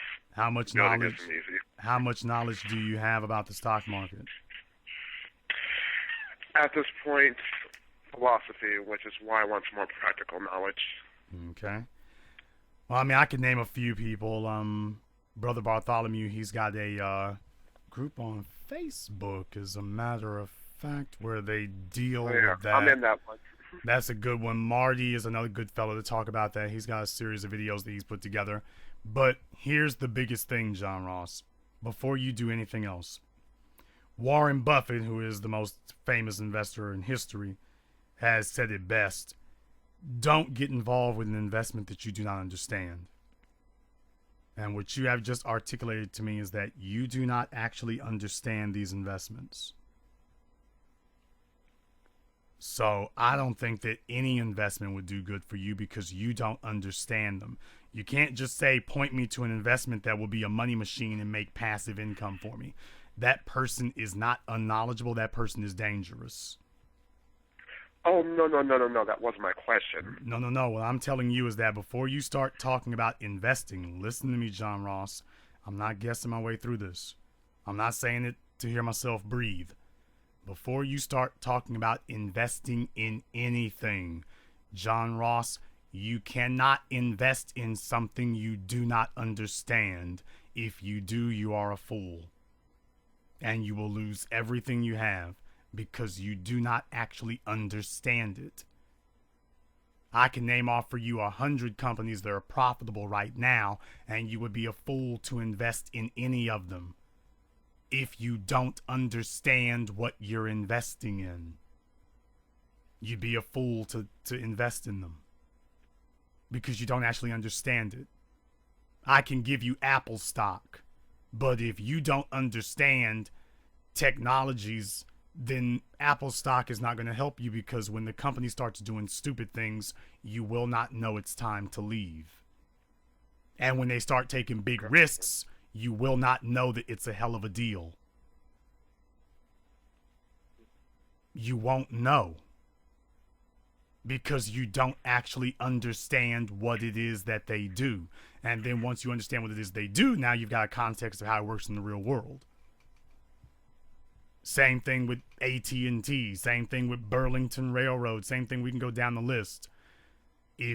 Warren Buffett bought Burlington because he understood it. He understood what they do. I'm not going to sit here and advise you to get involved in any investment from real estate to stock market to anything else that you do not actually understand. John Ross, you don't actually understand it. I think it would be a horrendous idea for you to get involved. You don't understand any of these things. You don't. No, I don't. So why would I sit here and encourage you to invest in something that clearly you don't even understand? That would just be cruel. No. My question was, and I know Bartholomew said this, he said the best thing to do is to do nothing but learn about things for 6 months. And I was asking the best resources to learn from, in addition, of course, monitoring or learning about the companies. Okay, here's what you need to do first of all. If you want to get involved in stocks, for example, the first thing that I tell people is the same thing they teach you in college. You need to do basically dry trading. You need to pick some stocks based on what you think, and then you need to give yourself, you know how much it is, give yourself a imaginary amount that you've bought, and then follow your investments. Dry trading. Gotcha. That's the first thing that you need to do. Now, there's a bunch of other different names for it, but basically you're going to make bets, you're going to make investments in your head, you're going to write them down, and then see how well you did. Based on your investments, you're going to see how well you did. That way you can catalog what it is, because once you spent the money, that's the way you'll have to do it. It's not like you're going to be sitting there every day watching stuff any other way. You'll be watching what the market does and seeing what happened to the valuation of your investment. So why don't you do that on paper first? Do that on paper first. Do some paper trading first, and then see about moving into the real thing. Because like I say, if you're really wanting to learn how it works, start learning the mechanisms of it first. Start learning what this is that you're actually doing first. Once you have that, it'll make a lot more sense to you. And then you'll actually start to realize the difference between investing and fear. Now, another thing, there is a book. It escapes me off the top of my head. It is a book. It is a thick book. It is an expensive book. But, and by expensive, I mean it usually costs a couple $100. But, I want to say it was written by a fella named Graham. It is the book that Warren Buffett considers to be essential if you're going to learn trading. It's the system whereby which he learned. I guess that's why the book is so damn thick. You all can go look it up for yourselves. It's a book, but it's the one that he learned with. It was the system that he had learned, and that, like I say, it occurred to me later that the reason that so few people have had the results that he's had is because, by the way, most people are aware of the book but had never read it. Even in trading communities, they're aware of it, but they haven't actually read it. And they haven't read it because they're like, well, hell, that's too damn thick. You know, it's too much to learn. Just get me to the good part when we start making money. Investors? Say again? The Intelligent Investors? Don't get me to lying. I don't want to start saying things off the top of my head that I'm not sure about. It's an older book, though. I want to say it was first in print in the 40s. So I don't know if it was an Intelligent Investor. 1949. Say again? 1949. Okay, that might be our book then. Benjamin Graham. Thank you. Okay. Stephanie put that in there. It's Benjamin Graham. So I knew it was Graham. I knew it was the 40s. To be totally honest, I only read it one time that Buffett had said that. So I'm kind of interesting. I was able to remember that much about it. But to be totally honest with you, if you really want an inside thing, Warren Buffett swears by that book and says that is the basis upon which he has learned his way of investing. And it just kind of amazed me that the book that this man swore by and said, this is where I started, and he has only spoken about it once or twice, and I've never heard any of his peers bring it up. I've never heard any of them mention it. And then it kind of dawned on me, maybe that's the reason they never got the same results he's gotten. Because they just look at the book and keep walking. He looked at the book and actually opened it up and read it. So maybe it's, what I can say is maybe it's worth a look. I don't know. Mr. Buffett thinks it is. Yeah, I think I'll be reading that. And like I say, I mean, you're being a younger fellow, you all are in that age range where he started, and you've got access to more tools than he had when he was your age. So I'm a firm believer not getting involved in anything that you don't understand. I think that would be a good place for you to start. Like I say, if I had the time for it, I would want to sit down and read that myself just to see it, because he spoke about it. All I can say is the way that he spoke about it was the same way that I speak about Frank Bettcher's How I Raised Myself from Failure to Success in Selling. I consider Frank Bettcher's book, How I Raised Myself from Failure to Success in Selling, I consider it to be essential. So many of the, I mean, this guy gave direct knowledge, and so many of the rules that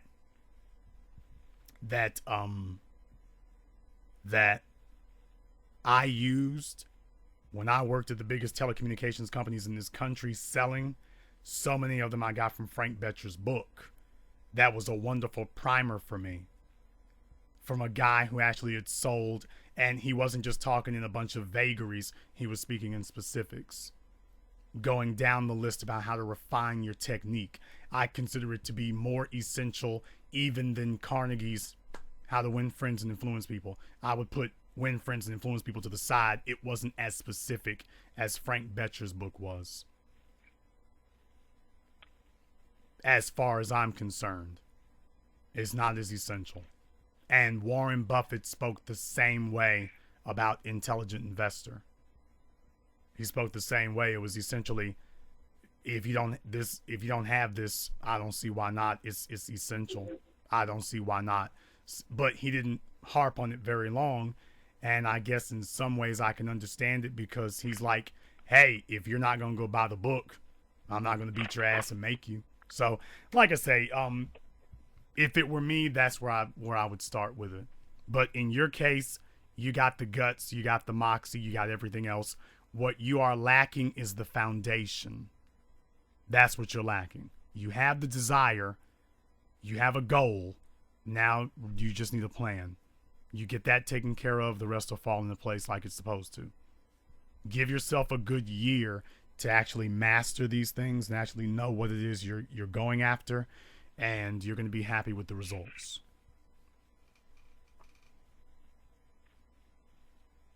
I understand. But like I say, you've already networked with other fellows who are doing that kind of thing. In this case here, brother, it's not really the kind of thing you can be mentored on, because stock market techniques vary from one person to another. And the reason for that is because your appetite or tolerance for risk may be different from Bartholomew's or Marty's or Warren Buffett's. You might be like Carl Icahn, very conservative but very bossy. Then again, you might be like Warren Buffett, moderately risky but hands off. Let the businesses that you invest in run their business. Then again, you might be like some other activist investors out there who you're super high risk and you're super high meddling. They got a guy like that at GM right now, as a matter of fact. Him and a group in a hedge fund. So I don't know what your tolerance for risk is. And even if I did, your tolerance for risk today might change once you start seeing your bank account go down.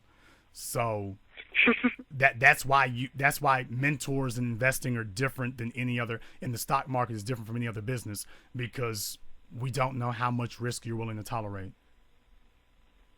Especially once you see the money start leaving, that's when you really start losing your stomach for it.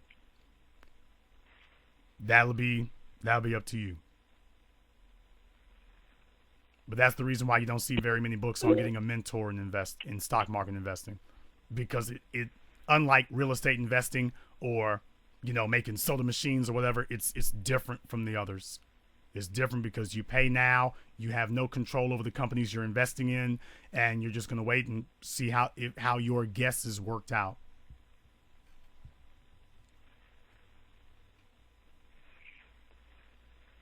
But if you find anybody out there who suggests how to get a mentor in stock market investing, let me know. You'll tell me something I didn't know. We shall see. I'm about to say, you're asking me, so apparently it's not a whole bunch of people volunteering that. No. Okay. Now you see why. You can say with Warren Buffett, he's going to give you rules, but he can't really mentor you beyond the fundamentals. He can tell you how the instruments work. He's not going to tell you how to invest, because you may have a bigger appetite for risk than him, and he may see you taking some risks that are dumb. Then again, if your risks pay off, it wasn't dumb, now was it? So, there you go. Regardless, more of us Africans need to get in the stock market. Start small. Thank you for using Blog Talk Radio. Goodbye. Well, I guess she's come here to rain on our parade. Thank you very much for doing that.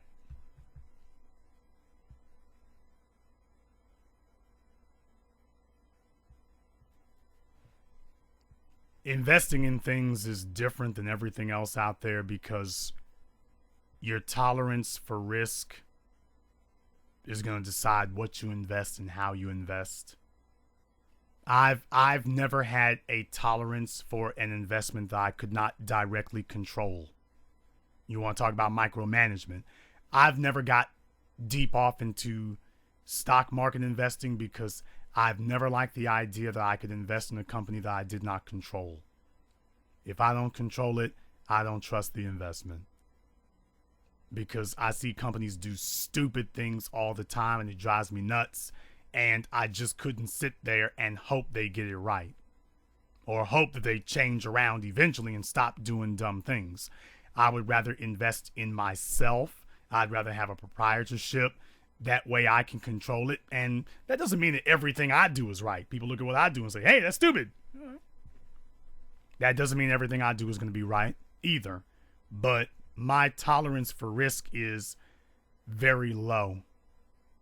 And to me, the riskiest investment is handing my money off to somebody else and hoping that they make the best use of it. But that's me. A lot of the rest of you are like, hey, I ain't got the time. Jason doesn't have the stomach for somebody else handling my money.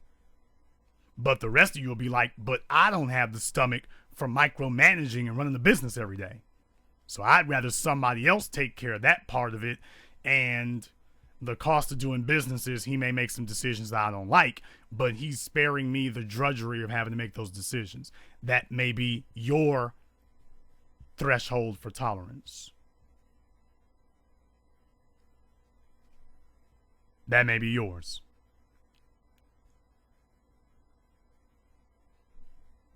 I don't specifically get off on that. Warren Buffett won't do it. Nobody will, because your mentor will tell you, oh yeah, you can take a high risk, high yield. There's a bunch of guys who do that. They swing for the fences all the time. They're speculators. They swing for the fences on everything.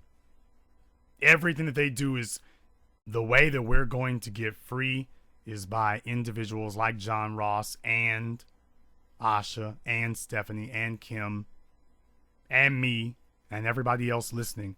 If you want to stop seeing black babies killed, if you want to stop seeing black children murdered, if you want to stop seeing white supremacists smile and cackle with glee at the dead bodies, if you want to see the madness stop, then it's going to begin with you getting your socioeconomic and financial act together. You get your money right, and then that money will serve as a war chest that you will be able to go out into the world with. That's going to be the war chest that you can go into the world with. That's going to be the means whereby which you are able to inflict your will and impose your will. Because the rest of these folks are damn sure imposing their will on us, aren't they? Aren't they?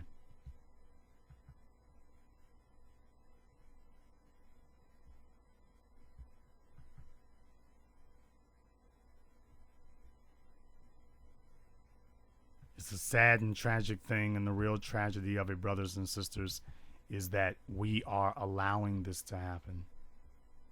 We're allowing this to happen so long as we remain poor. Because poor people cannot fight rich people. But guess what? Poor people can't stop other poor people either.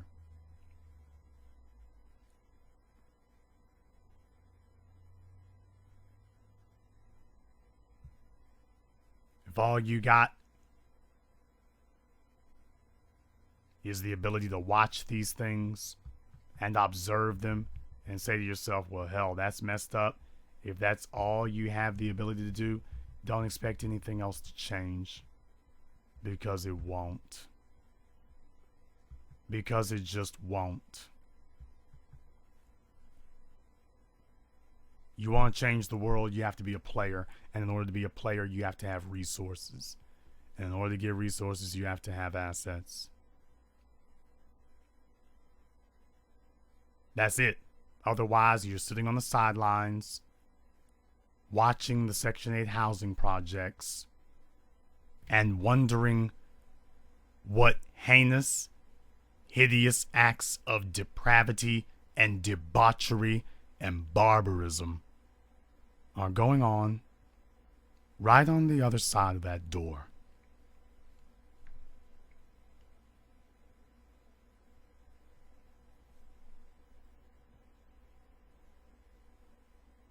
And this concludes tonight's broadcast of the BlackChannel.net radio. I am your host, your brother, your humble servant, the Black Authority. And until next time, brothers and sisters from around the world, remember, black is the future.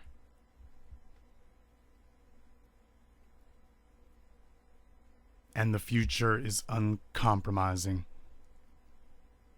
God save the children.